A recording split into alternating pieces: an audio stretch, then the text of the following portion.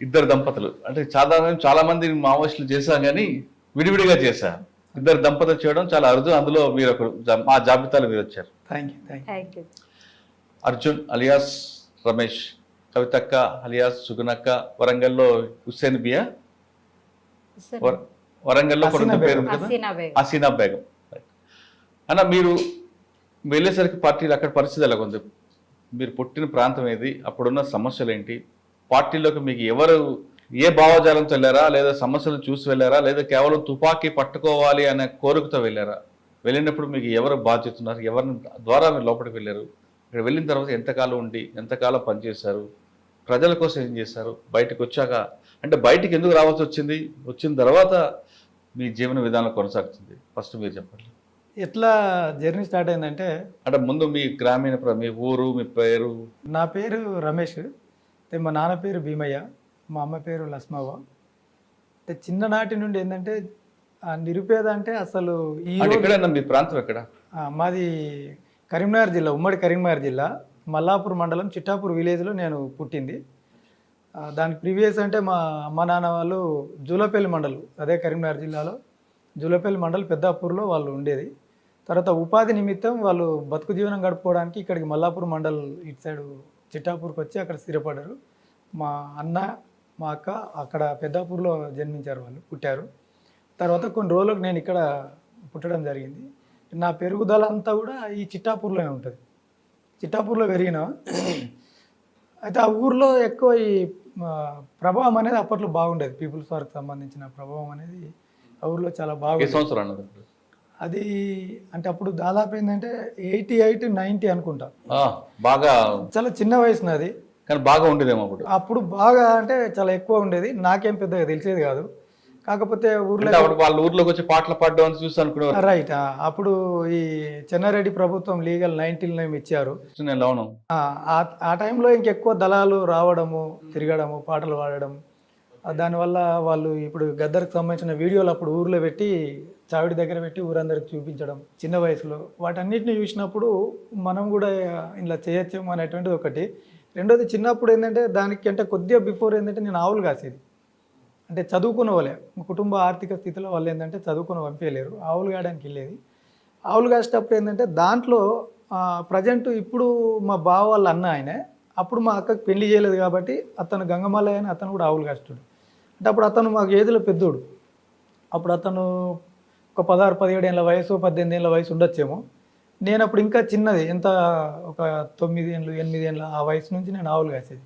ఆ టైంలో అతను వాళ్ళ అన్నలు ఇంకా పెద్దోళ్ళు, అంటే దాదాపు పార్టీ స్టార్ట్ అయినప్పటి నుంచి 70 కావచ్చు, 69, 70 ఆ టైం నుంచి కూడా వాళ్ళ అన్నలు చాలా ఏజ్ అప్పటికి 25, 30 ఏళ్ళ వయసులో ఉంటారు. వాళ్ళు పార్టీతో సంబంధాలు ఉండి పీలీస్ స్టేషన్లో దెబ్బలు పడి రకరకాల ఇబ్బందులలో వాళ్ళంతా కుటుంబం ఉంది.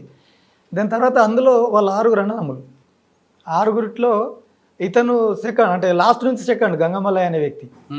తను ప్రజెంట్ అప్పుడు మేము ఆవులు కాస్తున్న సమయంలో ప్రజెంట్ తను వాళ్ళతో కాంటాక్ట్లో ఉండేవాడు, పార్టీతో కాంటాక్ట్లో ఉండడం, మేము ఆవులు కాయడం, ఆయన నైట్లో వెళ్ళి కలవడం రావడం. కొన్ని అప్పుడు మనకేమంత ఏదో అర్థం చేసుకునేది కాదు కదా, ఏదో దొరలని భూస్వాములని వాళ్ళ దోపిడీ అని ఒక్కొక్క ఊర్లో ఒక దొరని ఇట్లా శిక్షించారు వాళ్ళు అని చెప్పేసి అవన్నీ చూసినప్పుడు ఏంటంటే అలాంటి మాటలన్నీ కూడా ఎప్పటికప్పుడు అది సబ్ కాన్షియస్లోకి వెళ్ళిపోయినాయి, నా సబ్ కాన్షియస్ మైండ్లోకి వెళ్ళిపోయినాయి.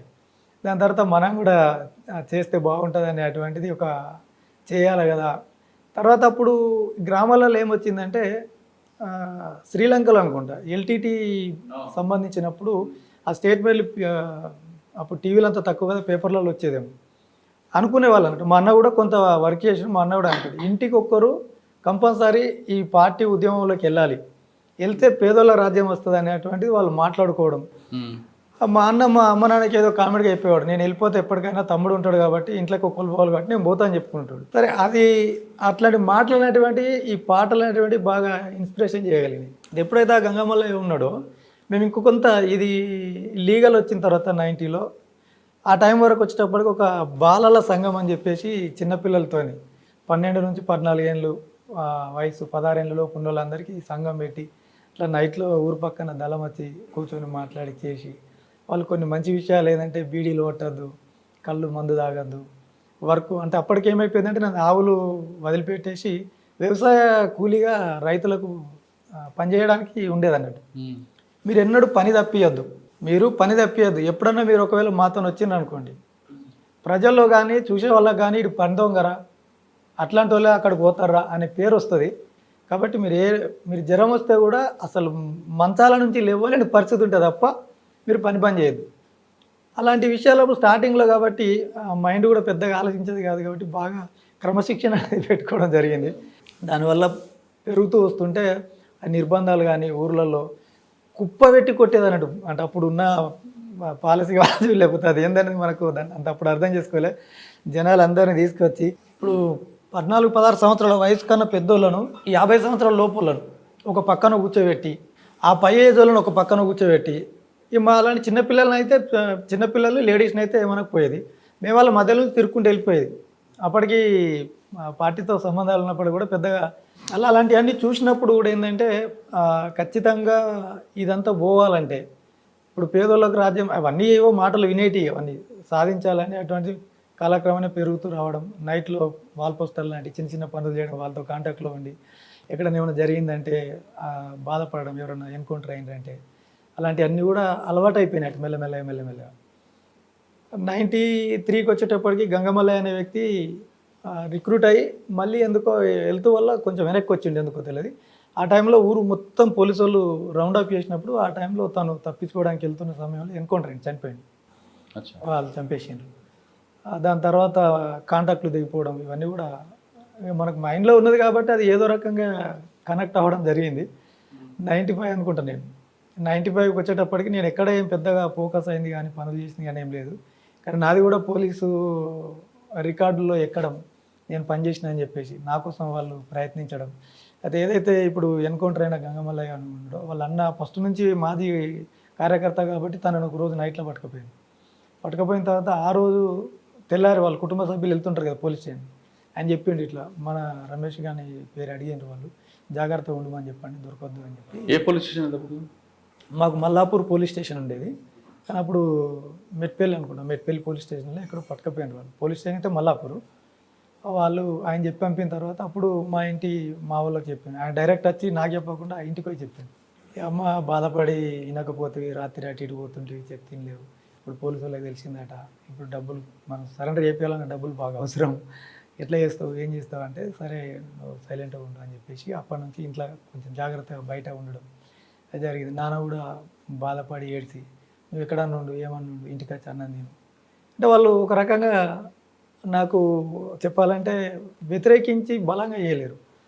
సరే అని చెప్పేసి ఈ కాలక్రమేణా ఏంటంటే పోలీసు వాళ్ళు ఎప్పుడైతే ఆ ఊర్లోకి వచ్చారు ఆ రోజు, ఇది 95 అనుకుంటా, ఆ రోజే నైట్ వీళ్ళు 1 గంటకు వచ్చారు. నేను కట్టెలకి వెళ్ళి అప్పుడు నైట్లో రైతులకి ఏంటంటే కట్టెలు తీసుకురావడం, ఎడ్ల బండ్లు తీసుకురావడం అలవాటు. అడవికి వెళ్ళి మేము వెళ్ళి ఆ కట్టెలు అక్కడ పెట్టి ఒక దగ్గర తోట ఉంటుంది వ్యవసాయకు సంబంధించిన బావి దగ్గర, అక్కడ ఇచ్చిపెట్టి ఎడ్లను తీసుకొని ఊర్లోకి వస్తారో మాకు పోలీస్ పార్టీ కనిపించింది ఊర్లో. అప్పుడు 1 అవుతుంది నైట్ వెళ్తున్నారు, వాళ్ళ వెనకాల మేము కొద్ది దూరం జర్నీ చేసి ఊరు చౌరస్తా ఉంటుంది బస్ స్టాండ్, అక్కడ నుంచి వీళ్ళు రైట్కి వెళ్ళిపోయి ఇటు లెఫ్ట్కి వెళ్ళి ఇటు వెళ్తుంటే అది మా ఇల్లు వస్తుంది. వాళ్ళు ఇటు వెళ్ళి అటు తిరిగిండ్రు. అప్పటికే నాకు వాళ్ళు కొంత ఏదో నాకు సెన్స్ చెప్తుంది అటు ఎందుకు వెళ్తున్నారు వీళ్ళు అని చెప్పి. మేము ఇక్కడికి వచ్చి ఇటు లెఫ్ట్ అయినాం. వెళ్ళగానే పోలీసు వాళ్ళు అరే మీరు ఎవరు ఎడ్లు దొంగతనం పట్టుకపోతారు అని ఒక జవాన్ వచ్చి మాకు అడిగిండు. ఆ సుంకరీలు ఉంటారు కదా, ఆ సుంకరీలో వీళ్ళు ఇటుపక్క ఉంటుంది, మా ఫ్రెండ్ వాళ్ళు వీళ్ళు అటుపక్క ఉంటుంది, అంటే గల్లీ తిరిగి వెళ్ళాలి. ఆయన ఏమంటే లేదు సార్ వాళ్ళు మా వాళ్ళే, వాళ్ళు పెరడ్కాడికి పోయి వస్తున్నారు సార్, పిల్లలు మా వాళ్ళే వాళ్ళు అని చెప్పగానే ఆయన అటు వెళ్ళిపోయిన తర్వాత మేము వచ్చి అక్కడ వేరే దగ్గర పడుకొని తెల్లారేటప్పటికి ఎవరెవరు పట్టుకుపోయారంటే ఒక 3 తీసుకుపోయారు. ఆ సాయంత్రం వరకల్లా నాకు ఇన్ఫర్మేషన్ వచ్చింది. అదే నైట్ 3 గంటలకు పోలీసు వాళ్ళు 1 గంటకు వెళ్ళిపోయారు. అదే నైట్ 3 గంటలకు ఇంకో ఏరియాలో వాళ్ళు వచ్చిండ్రు. ఒక పర్సన్కు అంటే మాకు తెలిసిన పర్సన్కి చెప్పారు అన్నట్టు, ఇట్లా రమేష్ను పలానా విలేజ్ దగ్గరికి రమ్మని చెప్పండి ఎల్లుండి మధ్యాహ్నం 12-1 గంటకని ఒక టైం చెప్పారు వాళ్ళు. ఈ విషయం కూడా నాకు నైట్ 8 గంటలకు తెలిసింది. తెల్లారి ఈ పోలీసుకు తెలిసిందనే విషయం అదే రోజు తెలిసింది. వాళ్ళు కూడా నా కోసం ఒక ఇన్ఫర్మేషన్ ఇచ్చిపోయారు కాబట్టి అది కూడా తెలిసింది. ఆ తెల్లారి నేను అక్కడికి వెళ్ళిపోయి కలిసి మాట్లాడినాను.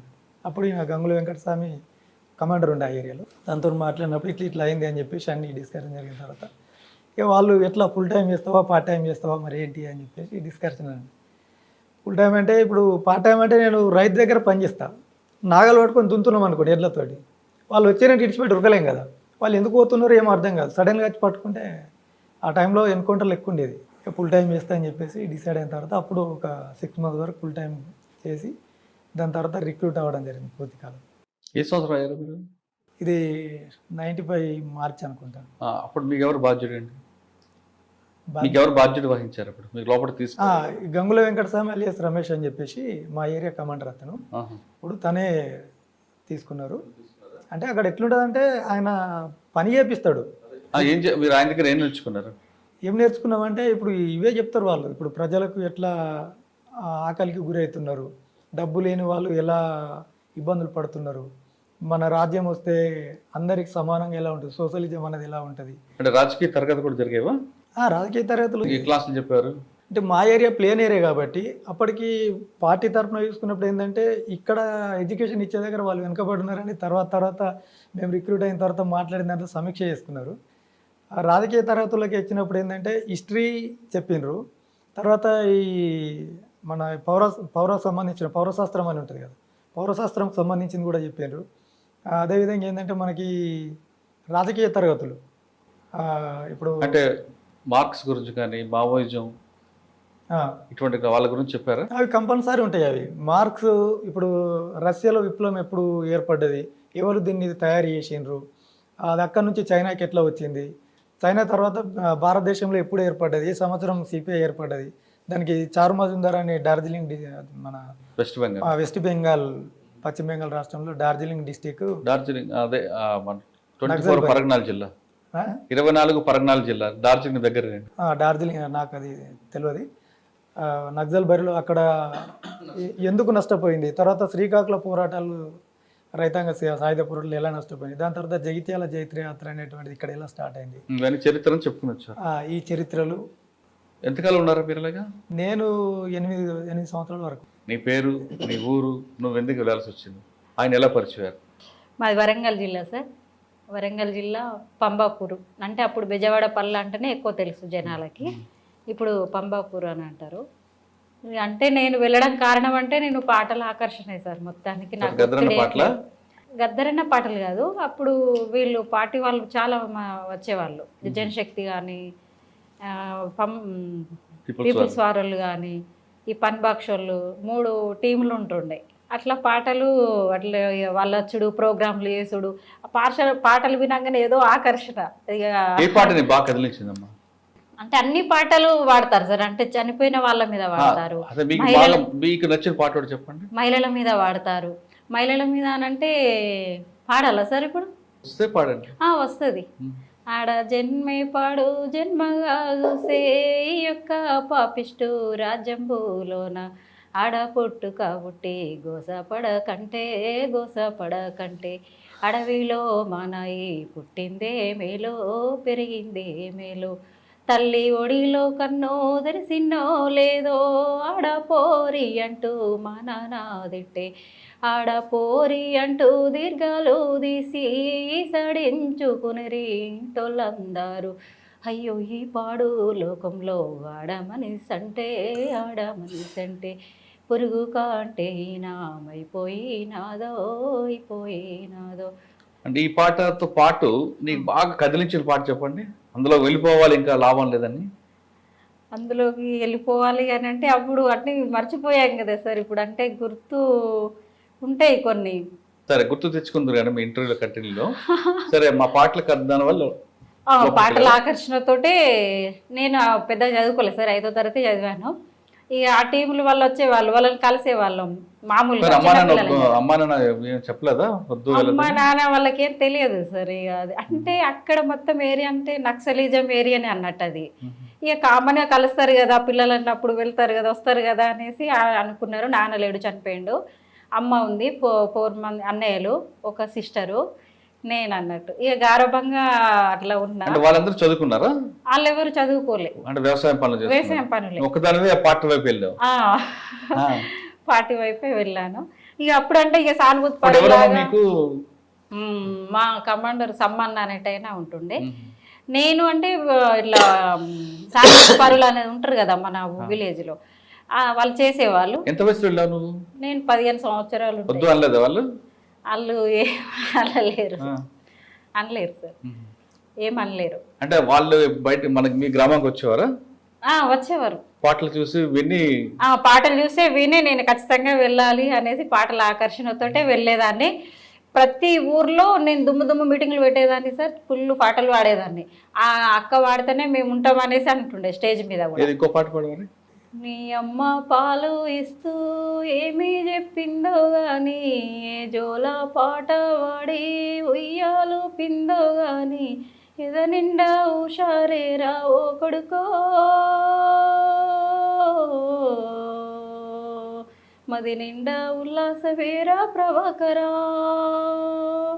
నీ అయ్యా సాతి మీద నిన్ను పండ పెట్టుకొని, ఏ వీరగాథలు నీకు నూరి పోసిండో గాని, మిన్నిరిగి మీద పడ్డ వెన్ను చూపా నట్టి, చెక్కు చెదరాని గట్టి ఉక్కు గుండె నీది, ధైర్యానికి మారు పేరు రావో కొడుకో, సాహసానికి సాక్ష్యం నీవుర ప్రభాకరా. నువ్వు పాట పాడితేనే వాళ్ళని వినేవారా? వినేవాళ్ళు. అంటే నువ్వే పాడాలని వాళ్ళు? నేనే పాడాలి అనే వినేవాళ్ళు.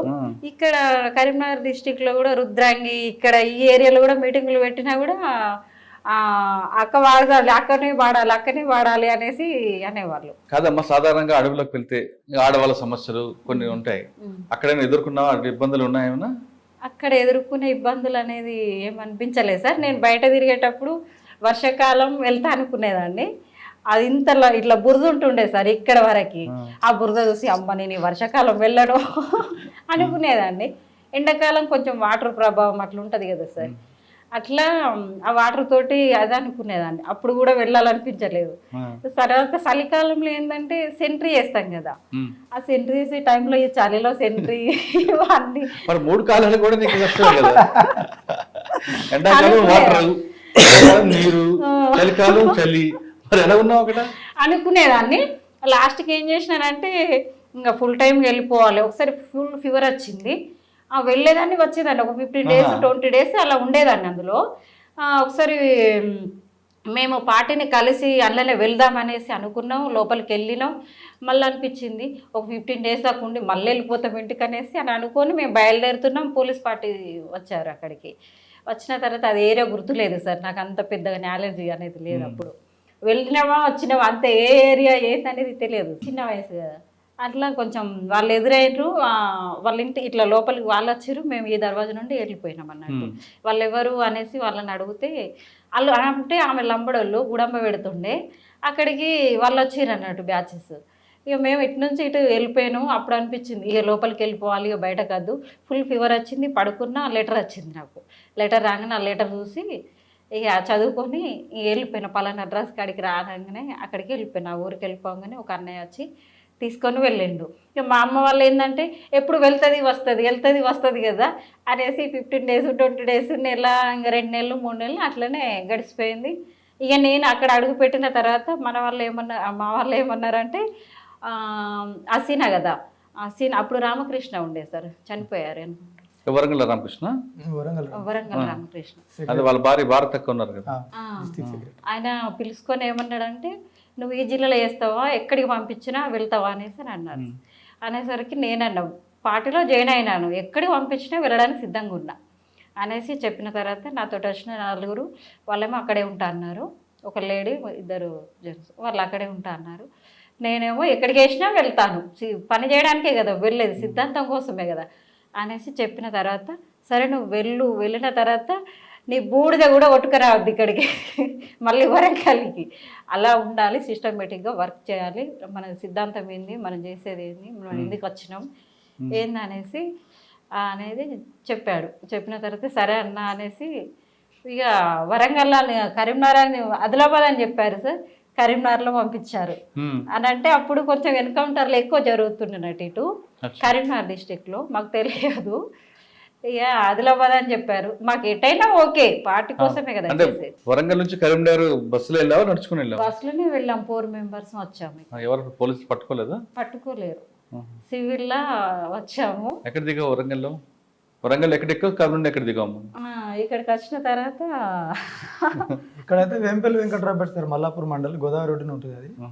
అలా అక్కడ ఎక్కడ స్టార్ట్ అయినా అక్కడ అక్కడ దిగాం. ఓకే. అక్కడ ఇప్పుడు నుంచి చెప్పండి అన్న మీరు. తీసుకెళ్లారు. ఇప్పుడు కరీంనగర్ చేరుకున్నారు. మీరు ఆల్రెడీ కరీంనగర్లో అవును. మీ నడకలు స్టార్ట్ అయ్యాయి. ఫస్ట్ మీరు లోపలికి వెళ్ళిన తర్వాత మీరు చేసే కార్యక్రమం ఏంటండి? అంటే ఈ కార్యక్రమం వల్ల ప్రజలకు దగ్గర అయ్యాం, పేద ప్రజలకు మన వల్ల న్యాయం జరిగింది అంటే బీడీ కార్మికులు అవ్వచ్చు, వ్యవసాయ కూలీలు అవ్వచ్చు, ఏదైనా. ఫస్ట్ ఏంటంటే మేము వెళ్ళిన తర్వాత మాకు కొన్ని ఇన్స్ట్రక్షన్స్ ఉంటాయి. అంటే వాళ్ళు ఇచ్చేటువంటి ఒక 6 నెలలు రిక్రూట్మెంట్ అయిన తర్వాత 6 నెలల వరకు మాకు పార్టీ సభ్యత్వం ఉండదు, క్రియాశీల పార్టీ సభ్యత్వం ఉండదు. ఆ టైంలో మాకు ఏముంటుందంటే ఓన్లీ సెంట్రీ చేయడము, లేదంటే మనం చదువు నేర్చుకోవడం. నేను చదువుకోలేదు కాబట్టి నాలాంటి వానికి సెంట్రీ చేసుడు, చదువు నేర్చుకోవడం మాత్రమే ఉంటుంది. ఇంటర్నల్గా ఏమైనా పనులు ఉంటే అట్లా. అంటే సెంటర్ ఏంటి? తుపాకీ ఇస్తారు కదా. తుపాకీ మరి తుపాకీ ట్రైనింగ్ ఇచ్చారా మీకు? ఇప్పుడు మేము పోకముందే అప్పుడప్పుడు ట్రయల్ రన్ ట్రైనింగ్ ఇస్తారు. ఇంటి దగ్గర ఉన్నప్పుడే అప్పుడప్పుడు 2 రోజులు 3 రోజులు పోయేస్తుంటాం కదా. ఆ టైంలో ట్రయల్ రన్ ట్రైనింగ్ ఇచ్చారు. తర్వాత రెగ్యులర్గా ట్రైనింగ్ ఉంటుంది. నార్మల్గా క్యాంపులు వేసి ట్రైనింగ్ ఇచ్చేది అది 97లో పెట్టిండ్రు. అప్పుడు నేను ఫుల్ టైం పోయిన తర్వాత దాంట్లో మిలిటరీ క్యాంపులో నేను స్టూడెంట్గా పాల్గొన్నాను. అంటే 6 నెలలు మీరు సెంట్రీ ప్లస్ చదువుకోవడం. అంటే నా టైం ఉంటుంది. అప్పుడు 2 గంటలు సెంట్రీ వస్తుంది డేలో, నైట్ అయితే 1.5 hour. నా డ్యూటీ వచ్చినప్పుడు నేను సెంట్రీ చేసుకోవాలా, చదువుకోవడం కానీ అంతే, ఇంకేముండదు. ఎవరితో కలిసిన వచ్చే వాళ్ళతో ఊరోళ్ళతో మీదే ఊరు పేరు ఇట్లాంటివి అడగద్దు అనేది ఉంటుంది అన్నట్టు. ఎప్పుడైతే ఈ పార్టీ సభ్యత్వం ఇస్తారో ఆ తర్వాత ఊర్లలో కూడా పంపిస్తారు సివిలియన్స్గా. ఎవరైనా కలవడం కానీ, వాళ్ళని తీసుకురావడం కానీ, లేకపోతే మాట్లాడడం కానీ, వాళ్ళకున్న సమస్యల గురించి ఎవరైనా పలానా వాళ్ళు ఉన్నారు మనకు, వాళ్ళని తీసుకురండి మాట్లాడడం, ఇట్లాంటి వాటికి పంపించడం అనేది జరుగుతుంది అన్నట్టు. ఇప్పుడు నేను పోయిన తర్వాత ముఖ్యంగా ఏం సమస్యలు అంటే మీరు అన్నట్టు బీడీ కార్మికులతో కూడా మాట్లాడేది ఒకటి. రెండోది మా దగ్గర నేను రిక్రూట్ అయిన తర్వాత మల్యాల తాలూకాకు పోయినా. 6 months పార్టీ సభ్యత్వం వచ్చేంత వరకు అక్కడే ఉన్నా. అక్కడ నుంచి మళ్ళీ ఏం చేసిందంటే వీళ్ళు పార్టీ సభ్యత్వం ఇస్తూ ఒక ప్రమోషన్ ఇచ్చి మళ్ళీ మెట్పల్లికి ట్రాన్స్ఫర్ చేసిండ్రు. మెట్పల్లి తాలూకా దళం, జైత్యాల తాలూకా, మల్యాల తాలూకా, అంటే అప్పుడు పాత తాలూకా పరిధిలో ఒక దళం పనిచేసేది, ఒక టీం పనిచేసేది. అక్కడికి వచ్చిన తర్వాత మేము ఇక్కడ ఎల్జిఎస్లో కమిటీ మెంబర్గా ప్రకటించారు నాకు. మా ఏరియా మల్లాపూర్ ఏరియాలో ఒక LGS command, local guerrilla squad అని చెప్పి పెట్టిన తర్వాత అక్కడ ఫస్ట్ తీసుకునేది ఏంటంటే పసుపు అండ్ చెరుకు. మా దగ్గర చెరుకు ఫ్యాక్టరీ ఉంటుంది, ముత్తంపేట షుగర్ ఫ్యాక్టరీ అని చెప్పి చెరుకు ఫ్యాక్టరీ ఉంటుంది. అక్కడ వాళ్ళకు గిట్టుబాటు ధర లేదు ఒకటి. రెండవది ఏంటంటే పసుపు రైతులకు కూడా గిట్టుబాటు ధర లేదు. ఈ రెండింటి మీద మేము టీం పనిచేయాలి. అట్లా అక్కడక్కడ రైతులను పిలుస్తూ మాట్లాడడం ఒకటి. రెండవది ఏంటంటే వాటర్ సమస్య ఉంటుంది. 7 గ్రామాలు ఉంటాయి ఇక్కడ మా మల్లాపూర్ మండలంలో. అవి అప్పుడు బుగ్గారం నియోజకవర్గం ఉంటుండే, మెట్పల్లి నియోజకవర్గం, బుగ్గారం నియోజకవర్గం. ఈ మా మండలంలో బుగ్గారం నియోజకవర్గంలో ఒక 7 గ్రామాలు వస్తాయి మల్లాపూర్ మండలంలో. మిగతా గ్రామాలన్నీ మెట్పల్లి నియోజకవర్గంలో వస్తాయి. దానికి ఏంటంటే వాటర్ సమస్య బాగుండేది. వ్యవసాయ వాటర్ లేకపోయేది. ఒక వాగు ఉంటుంది, అది జీవనది లాగానే వారేది అన్నట్టు, చిన్నగా ఉంటుంది కానీ మంచిగా పారేది అన్నట్టు. వాళ్ళు ఎప్పుడో కొంచెం ఆనకట్ట కట్టి వదిలిపెట్టిండ్రు.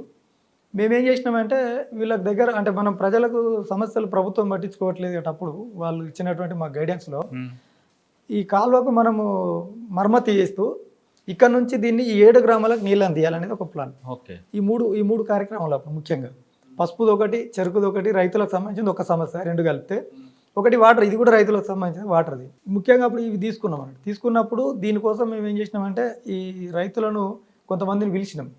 అప్పుడు వాళ్ళు ఇచ్చిన గైడెన్స్ ప్రకారం ఏంటంటే 7 గ్రామాలలో ఉన్న ముఖ్యమైన వాళ్ళు ఎవరైతే ఉంటారో కొంత మనకు అప్పుడు పార్టీకి అనుగుణంగా ఉంటారంటే వ్యక్తులను పిలిచి మాట్లాడిన తర్వాత అందులోనే చేంజ్ చేశారంటే ఇదంతా మనం చేస్తామా చేయమా వీళ్ళు చెప్పేదాన్ని బట్టి మేమేమన్నామంటే మిషనరీ అవసరం పడితే మేము చూసుకుంటాం, మీరు రైతులను కల్దిరించి శ్రమదానం లాగా మీరు చూసుకోవాలి, ప్లస్ మీకు ఎక్కడైనా సిమెంట్ బస్తాలు వగైరా ఇసుకే ఇట్లాంటి అవసరాలు ఉంటాయి కదా, ట్రాక్టర్లు అవసరాలు ఉంటాయి, మేము ఎట్లా సప్లై చేయాలో మేము చేస్తాం మీకు అని చెప్పిన తర్వాత సరే అని చెప్పేసి దాంట్లో నుంచి పోయి అందులో నుంచి ఒకళ్ళు పోయి ఆ రిపోర్టర్లకు లీక్ చేయడం జరిగింది అన్నట్టు. వాళ్ళు పెద్ద ఎత్తున పేపర్లో పెద్ద హెడ్డింగ్ పెట్టి రాసిండ్రు.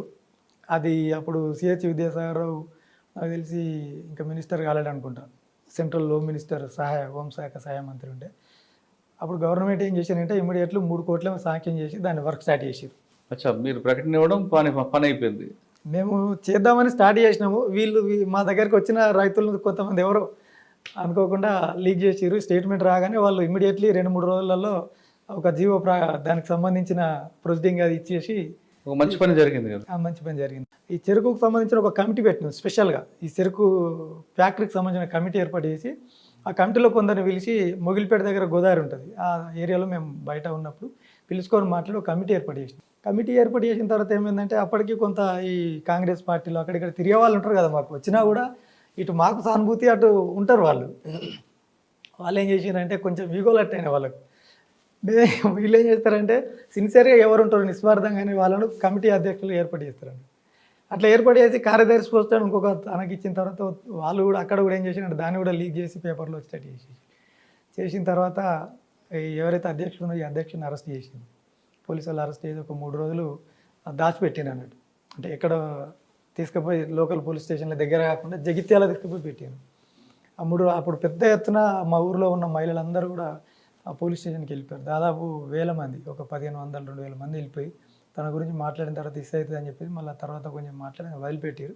అది అక్కడికి ఆగిపోయింది. పసుపు సంబంధించి పసుపు సంబంధించిన కార్యక్రమం దీని తర్వాత రన్నింగ్ చేయాలి. అంటే ఇది ఒకసారి ఏమైపోయింది, అందరికీ అలజడి భయానికి లోనైంది కాబట్టి దాన్ని కొద్ది రోజులు పోస్ట్ పోన్ చేయడం జరిగింది. అంటే ఇలాంటి విషయాలతోని ప్రజల దగ్గర కానీ లేకపోతే అన్న ఇవి కాకుండా దాడులు ప్రతిదాడులు చెప్పండి. దాడి చేయడం కానీ, లేదు మీరు దాడులను తప్పించుకోవడం కానీ, లేదా దానికి ప్రతీకారంగా మీరు ప్రతిదాడులు చేయడం కానీ ఏమైనా గుర్తున్నాయా? అంటే ప్రతి దాడులు చాలా ప్రయత్నం చేసినాం. అంటే మాకు ఇది వెస్ట్ డివిజన్ అంటాం. జగిత్యాల, సిరిసిల్ల అండ్ మెట్పల్లి, మల్యాలు ఇదంతా కూడా వెస్ట్ కరీంనగర్ అని చెప్పేసి 99 అనుకుంటా నేను ఆ టైంలో డివైడ్ చేసింది. ఈ డివైడ్ చేసిన తర్వాత చాలా మా మీద జరిగిన దాడులు ఉన్నాయి. దాదాపు నేను ఉన్నాయే దాదాపు 30 నుంచి 35 ఎన్కౌంటర్లలో, పోలీస్ ఎన్కౌంటర్లలో, గ్రేహౌండ్స్ దాంట్లో కానీ, సిఆర్పిఎఫ్ కానీ ఇలాంటి వాటి అన్నింటిలో మీరు అంటే మీకు బాగా గుర్తుండిపోయింది చెప్పండి. ఇందులోంచి బయటపడ్డా లేదంటే నా పని అంటే లైవ్ చూస్తుంటారు కదా చాలా విషయాలు. అవునా. ఒక్కటి ఏంటంటే నేను 100% ఈ రోజుతోని అయిపోయింది అనుకున్నటువంటి సంఘటన ఒకటి ఉంది నాకు. నేను మిలిటరీలో ఎప్పుడైతే 97లో ట్రైనింగ్ ఇచ్చిండ్రో ఆ ట్రైనింగ్లో నేను పర్ఫెక్ట్ నేర్చుకునేది. ఏదైనా కూడా నేను ఒకటే ఆలోచించే ఏదున్నా పర్ఫెక్ట్ చేయాలి, ఏది చెప్తే గదే అన్నట్టు. ఇది దాటద్దు అంటే ఈ గీత దాటద్దు అంటే దాటద్దు, అంత పర్ఫెక్ట్గా ఉండేది. అంటే ఏదైతే క్రమశిక్షణ ఉందో మిలిటరీలో నేర్చుకున్న క్రమశిక్షణ కూడా ఆ టెక్నికల్స్ కూడా నన్ను ఇన్ని ఎన్కౌంటర్ల నుంచి బయటపడడానికి చాలా సహకరించినాయని నేను అనుకుంటా. ఆ డిసిప్లిన్ ఒకటి ఏంటంటే అది 98 అనుకుంటా. ఒకటి నిజామాబాద్ జిల్లాలో కమ్మర్పల్లి మండల్ ఇటు వస్తుంది, ఇటు సైడ్ మెట్పల్లి మండల్ వస్తుంది, ఇటు సైడ్ కతలాపూర్ మండల్ వస్తుంది. ఈ 3 మండలాల మధ్యలో పరిధిలో ఫారెస్ట్ ఉంటుంది అన్నట్టు. ఆ ఏరియాలో మేము కూడా ఏంటంటే ప్రతిఘటనకు ఏదైనా చేయాలని చెప్పేసి దళం ఉన్నాము. ప్లాన్ చేయాలంటే ఒక ఊర్లో క్లేమోర్ మైన్స్ ఉన్నాయి, అంటే పైపులు తయారు చేసినాం, మెటీరియల్ తయారు చేసినాం. అది తీసుకురావడానికి నేను నాతో పాటు ఒక కార్యకర్తను తీసుకొని వెళ్ళినాను సాయంత్రం 5 గంటలకు. వెళ్ళిన తర్వాత రిటర్న్ వచ్చేటప్పుడు మా ప్లాన్ ఏంటంటే ఒక ఎడ్ల బండ్లో పెట్టుకొని రావాలి. ఎడ్ల బండ్లో పెట్టుకొని వస్తే ఏంటంటే మా కోసం పోలీసు వాళ్ళు నైట్లో వాళ్ళు కొన్ని అంబుషులు చేసి ఉంటారు అన్నట్టు. అలాంటి 3 ప్లేసులు దాటి రావాలి ఎడ్ల బండి తీసుకొని. ఆ రోజు లేకపోతే వచ్చేస్తాం. ఒకవేళ వాళ్ళు ఆ రోజు కనుక ఉన్నారనుకోండి, చెక్ చేస్తే పట్టుకుంటారు కదా. నా దగ్గర 9mm పిస్టల్ ఉంది కాబట్టి అప్పుడు నేను స్పాంటనిటీగా ఏం ఆలోచించానంటే ఇట్లయితే కుదరదు, నైట్లో పోవడం అంత సేఫ్ కాదు. వాళ్ళు ఏం చేస్తారంటే తెల్లారి 5 గంటల వరకు ఉంటారు, లేదా 4:30 వరకు ఉంటారు. నైటు 9-10 గంటలకు వస్తారు. వాళ్ళ ప్లేసులలో వాళ్ళు ఉండి జనాలు రాకముందు వెళ్ళిపోతుంటారు. ఆ ప్లేసులు మాకు కూడా కొన్ని తెలుస్తుంది. ఈ నైట్లో పోతే కంపల్సరీ ఇది అవుతుంది కాబట్టి తెల్లారి వెళ్ళాలంటే మళ్ళీ నేను 8 గంటలకు అక్కడ రీచ్ అవ్వలేను కదా అని చెప్పేసి 2 సైకిళ్ళు తీసుకొని ఆ సైకిల్ మీద పెట్టుకొని తీసుకొని వెళ్దామని ప్లాన్ చేసుకున్నాను. అప్పుడు ఒక సైకిల్ దొరికింది, ఇంకో సైకిల్ దొరకలేదు. ఏం చేద్దామని అటు ఇటు తిరిగి అది అసలు ఇది ఎంత ఉన్నదో చూద్దామని చెప్తే అప్పుడు తూమెడు సంచి అని చెప్పేసి క్వింటాల్ బస్తాలు ఉంటుండే, మక్కలు వస్తే క్వింటాల్ ఉంటుండే. అలాంటి బస్తాలో ప్యాక్ చేస్తే ఒకటే బస్తా వస్తుంది. ఈజీ ఉన్నది కదా అని చెప్పేసి అనుకొని ఒక బండి తీసుకుందాం 2 వీలర్, దాని మీద పెట్టుకొని పోదాం. ఇదంతా నా స్పాంటేనిటీగా సొంతంగా తీసుకున్న నిర్ణయమే. యాక్చువల్లీ తీసుకోవద్దు, కానీ అప్పుడు నాకు అది అనిపించింది, నైట్లో పోతే ఇది ఉంటుంది అని చెప్పి అనిపించింది. అప్పుడు మేము పోయేటప్పుడు ప్లానింగ్ చేసుకోవాలి. సరే అని చెప్పేసి ఒక దగ్గర పడుకొని తెల్లారి మళ్ళీ వెళ్ళిపోయినాము. వెళ్ళిపోయేటప్పటికి ఇది మళ్ళీ ఎంబడ పెట్టుకొని తిరగలేదు కదా, పాయింట్ మీకు దీన్ని పట్టుకొని పోలేము. కాబట్టి అక్కడ తండాలు ఉంటాయి, గిరిజనులు లంబాడి తండాలు ఉంటాయి. ఆ రోడ్డు పక్కనే, అంటే మామూలు రోడ్ అది. ఒకప్పుడు బస్సు నడిచింది కానీ ఇప్పుడు నడవట్లేదు. గుట్టల మధ్యలో నుంచి భీమ్గల్ టు కతలాపూర్కి ఒక బస్సు ఉంటుండే, అది నడవట్లేదు. ఇప్పుడు నడవట్లేదు. అక్కడ ఆగి దీన్ని తీసుకుపోయి ఒక గడ్డి ఉంటుంది, ఎడ్లకు వేసే ఎండు గడ్డి, ఆ గడ్డి దగ్గర పెడదామంటే ఆ తండాల నుంచి జనాలందరూ బయటకు వచ్చి కొంత ఒక వింతగా చూస్తున్నారంట. వాళ్ళొక పద్ధతిలో ఏంది వీళ్ళు ఇట్లా చూస్తున్నారు, పోలీసు ఏమైనా ఉన్నారా ఏంది అని నాకు డౌట్ వచ్చింది. అయితే నేను వాళ్ళ దగ్గరికి వెళ్తున్నా, ఇది అక్కడ పెట్టి వెళ్తే ఆ పిల్లలు లంబాడి భాషలో ఏడుస్తున్నారు, భయపడుతున్నారు. నేనేమన్నా అంటే అంతకుముందు ఒకసారి నేను వేరే ఐటెం ప్రీవియస్ దాచిపెట్టినప్పుడు వాళ్ళు భయపడ్డారు. అలాగే నేను సరి చెప్పి కన్విన్స్ చేసి పెట్టి మళ్ళీ తర్వాత తీసుకెళ్ళిపోయాను. ఇప్పుడు కూడా వాళ్ళు భయపడుతున్నారేమో అని చెప్పేసి, ఎందుకు భయపడుతున్నారమ్మా నన్ను గుర్తుపట్టినా అంటే గుర్తుపట్టిన. ఆ అడవి నుంచి ఒక ఆయన ఆ నాయకు వస్తున్నాడు, అన్న నమస్తే లాల్సలం అన్న బాగానంటే బాగా అన్నాను, గుర్తుపట్టినా అంటే గుర్తుపట్టిన, అంత మంచిగా అంటే అంత మంచిగా అన్నాడు. ఓకే రైట్ అని చెప్పేసి వీళ్ళు మాట్లాడారు. ఒక పెద్ద ఏం చేసిందంటే, లేదు బిడ్డ ఆడ బోరింగ్ అని ఉంటుంది, అక్కడ కూడా 3 తండాలు ఉంటాయి. ఇట్లా ఇప్పుడు నేను వచ్చిన తండా ఇది, ఇంకా 2 తండాలు ఇక్కడ ఒకటి ఉంటుంది, ఇది ఇట్లా ఉంటుంది. అంటే ఈ తండా నుంచి ఇట్లాంటి రోడ్ ఉంటుంది, ఇది మళ్ళీ లోపలికి వెళ్ళాలి రైట్ తండా. ఇక్కడ ఈ మధ్యలో మూడింటి మధ్యలో బోరింగ్ ఉంటుంది, అక్కడ ఒక గుట్ట బోర్ ఉంటుంది తండాల పక్కన, ఇటు పక్కంతా గుట్టలే ఉంటాయి, ఫారెస్ట్ అది. ఆ బోరింగ్ దగ్గర ఎవరు ఉన్నారు బిడ్డ అన్నారు. ఎవరు నా కోసం వచ్చి ఉంటారు మా వాళ్ళు అని నేను అన్నా. లేదు బిడ్డ డ్రెస్లు వేసుకొని ఉన్నారు అని చెప్పి అన్నదాన్ని. నార్మల్గా అట్లా నడిచింది అది డిస్కషన్. సరే అన్న తర్వాత మళ్ళీ వచ్చి బండి ఎక్కి వెళ్ళిపోయాను. అంటే రాత్రి దెబ్బలు ఎగిన ఇట్లా అనేటువంటి విషయం వాళ్ళు చెప్పలేదు నాకు. నైట్ ఎన్కౌంటర్ జరిగింది అక్కడ, ఒక సభ్యుడు చనిపోయాడు మావాడు నైటు 1:30-2 గంటల మధ్యలో. మా వాళ్ళు ఇటుపక్క తండ దగ్గర ఉండి అటుపక్క దాటుతున్న సమయంలో ఇదే రోడ్ ఏదైతే మట్టి రోడ్ ఉందో ఈ రోడ్డుకు వాళ్ళు అంబుజ్ చేసుకున్నారు. 2 పార్టీలు వచ్చినాయి, ఒక పార్టీలో వీళ్ళకు జరిగింది, ఒక ఫ్రంట్ పైలట్ చనిపోయాడు. ఆ విషయం అంతా తెలియదు నాకు. సరే అని చెప్పేసి నేను వెళ్ళిపోతుంటే ఒక రిగ్గు బండి రోడ్డు మీద పెట్టారు, బోర్ బండి. ఆ బోర్ బండి పెట్టిన తర్వాత బోర్ బండి ఉండగా నా బండి వెళ్ళదు 2 వీలర్. అప్పుడు ఈ 2 వీలర్ రోడ్ దించి మళ్ళీ దాని అవతల నుంచి మళ్ళీ రోడ్ ఎక్కాలి. అట్లా ఎక్కిన నేను. డ్రైవింగ్ కూడా ఏదో వస్తుంది, అంత టెక్నిక్ కూడా తెలియదు, ఏదో పోతామంటే పోతాం. అప్పుడు ఎక్కిన తర్వాత ఒక ఒర్రే ఉంటుంది, ఈ వాగులు వర్షాకాలం బారేది, ఇట్లా దిగి ఇట్లా ఎక్కుతుంది అది. ఈ దిగి ఎక్కిన తర్వాత కరెక్ట్ ఎక్కగానే పోలీసు బండి ఆపరాన్ని అడ్డం వచ్చింది నాకు. చూస్తే ఏంటంటే ఒక ప్లటూన్ ఉంటారు వాళ్ళు, 20-25 మెంబర్స్ ఉంటారు వాళ్ళు. ఆ ప్లటూన్లో ఇతను చూసేటప్పటికి టోటల్ సీరియల్గా మొత్తం వాళ్ళందరూ ఉన్నారు. అటు నైట్ ఎక్కడైతే పొజిషన్లో ఉన్నారో వాళ్ళు అదే పొజిషన్లలో అక్కడే ఉన్నారు. చూసిన అప్పుడు నేను డిసైడ్ అయిపోయాను, ఇక ఈ రోజుతోని దాదాపుగా ఇకేం లేదు అని చెప్పి అనుకొని, సరే నేను ఒకటే నేర్చుకునేది ఏంటంటే ఎంతవరకు వీలైతే అంతవరకు ప్రయత్నించడం అనేది ధర్మం. ఖచ్చితంగా బయటపడవచ్చు, ఏ ఛాన్స్ ఉన్నా బయటపడవచ్చు కదా అనే ఆ నమ్మకం నాకు ఎప్పుడు పనిచేస్తుంది. సరే అని చెప్పి ముందుకు వెళ్ళినా.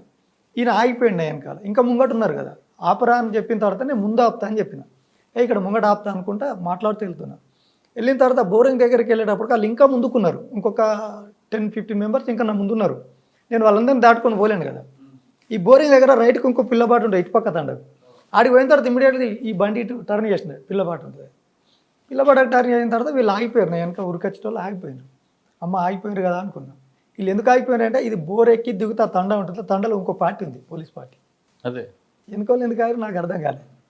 వాళ్ళు వచ్చేసారు. వీళ్ళు ఎంతమంది ఉన్నారని చూసేటప్పటికి నా బండి కంట్రోల్ తప్పి ఆ ఇల్లు గోడకు కొట్టింది. నా వెనకాల ఇంకో అబ్బాయి ఉన్నాడు. ఆ గోడ కొట్టిన తర్వాత లేచిపోయింది.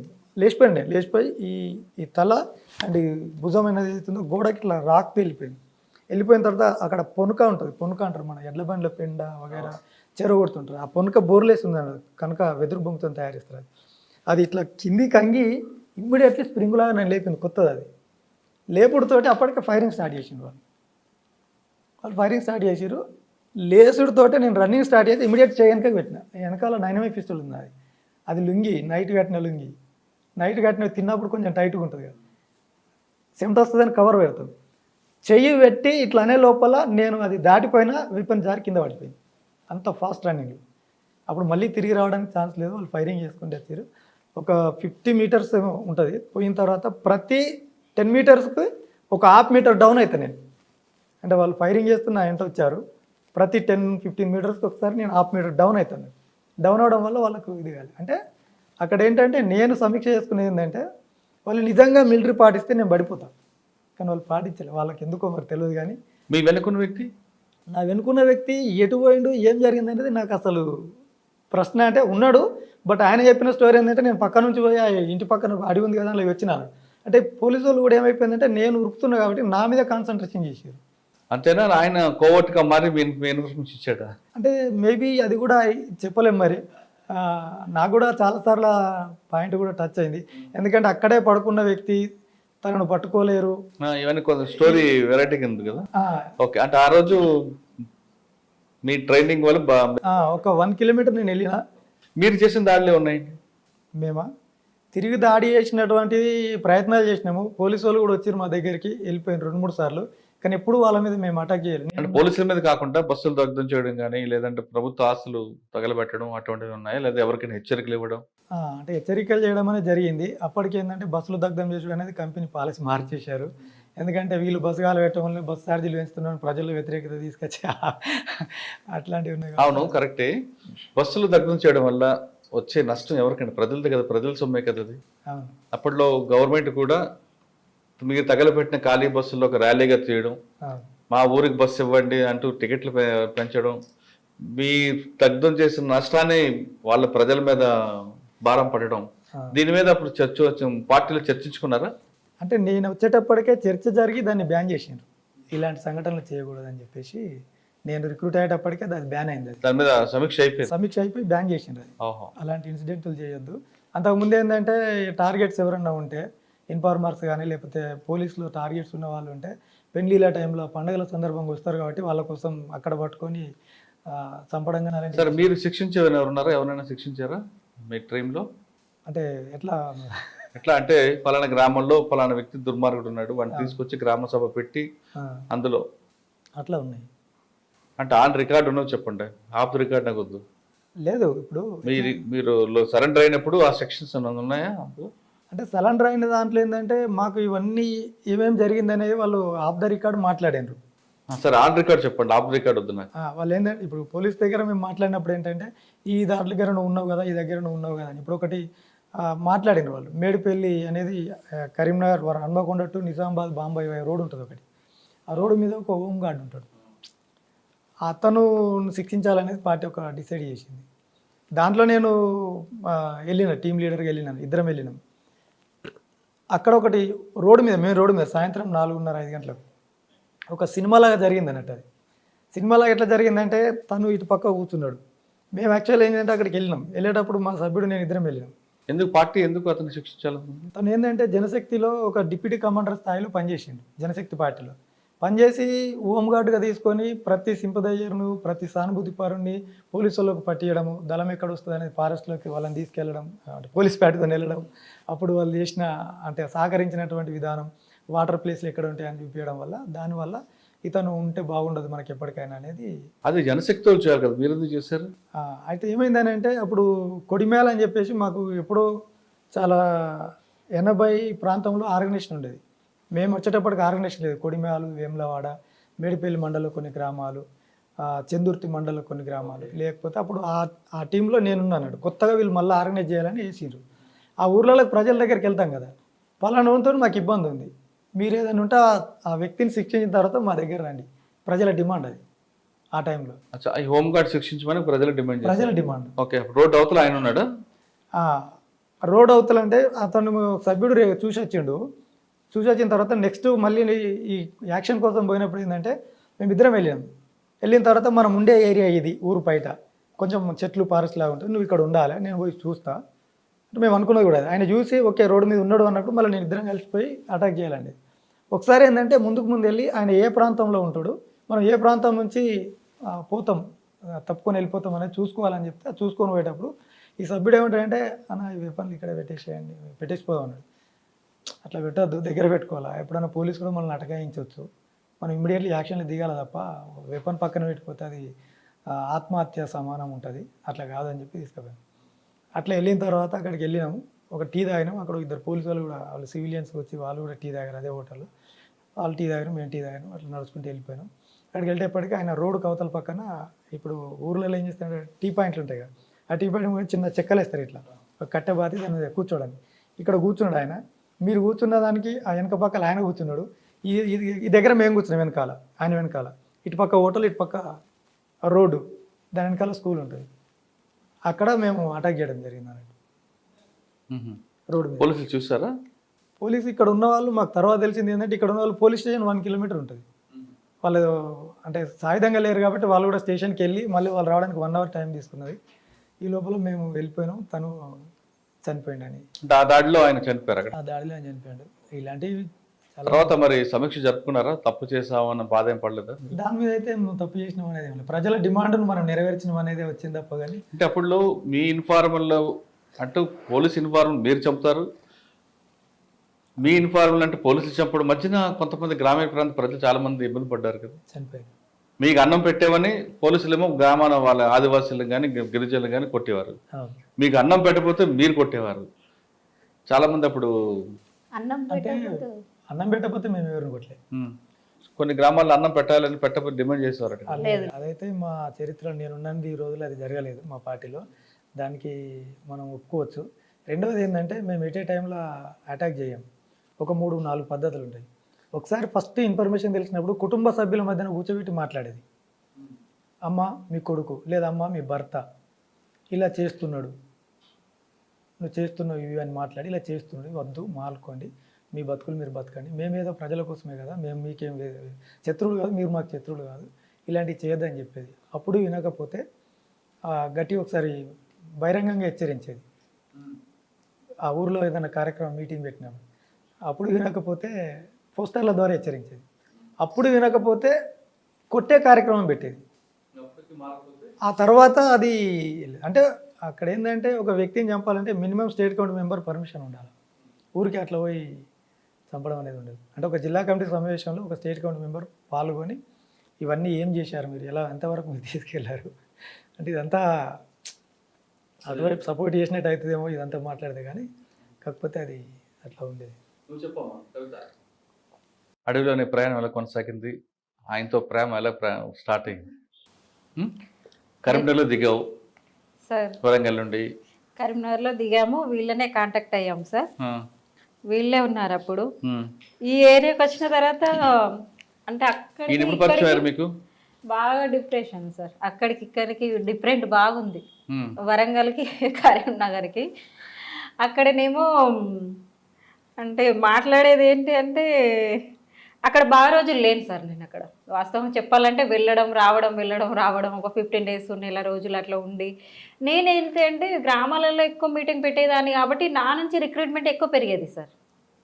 మీటింగ్స్ అవి పెడతాం కదా, ఆ పాటల ఆకర్షణ కానీ నేను పాటలు పాడేదాన్ని. మా టీం వాళ్ళు మాట్లాడి మనం అంటే నీ పాటల ప్రభావంతో ఎక్కువ మంది పార్టీలకు వచ్చారు. పాటలకు అట్లా వచ్చేవాళ్ళు అన్నట్టు. అంటే కరీంనగర్ నుంచి వరంగల్ వచ్చావు కదమ్మా, వరంగల్ నుంచి కరీంనగర్ వచ్చావు. వచ్చిన తర్వాత కరీంనగర్ ఆ పరిసర ప్రాంతాల మీద జరుగుతున్న సమస్య మీద పాటలు పాడావా, లేదు ప్రభాకర్ అన్న పాటలనే?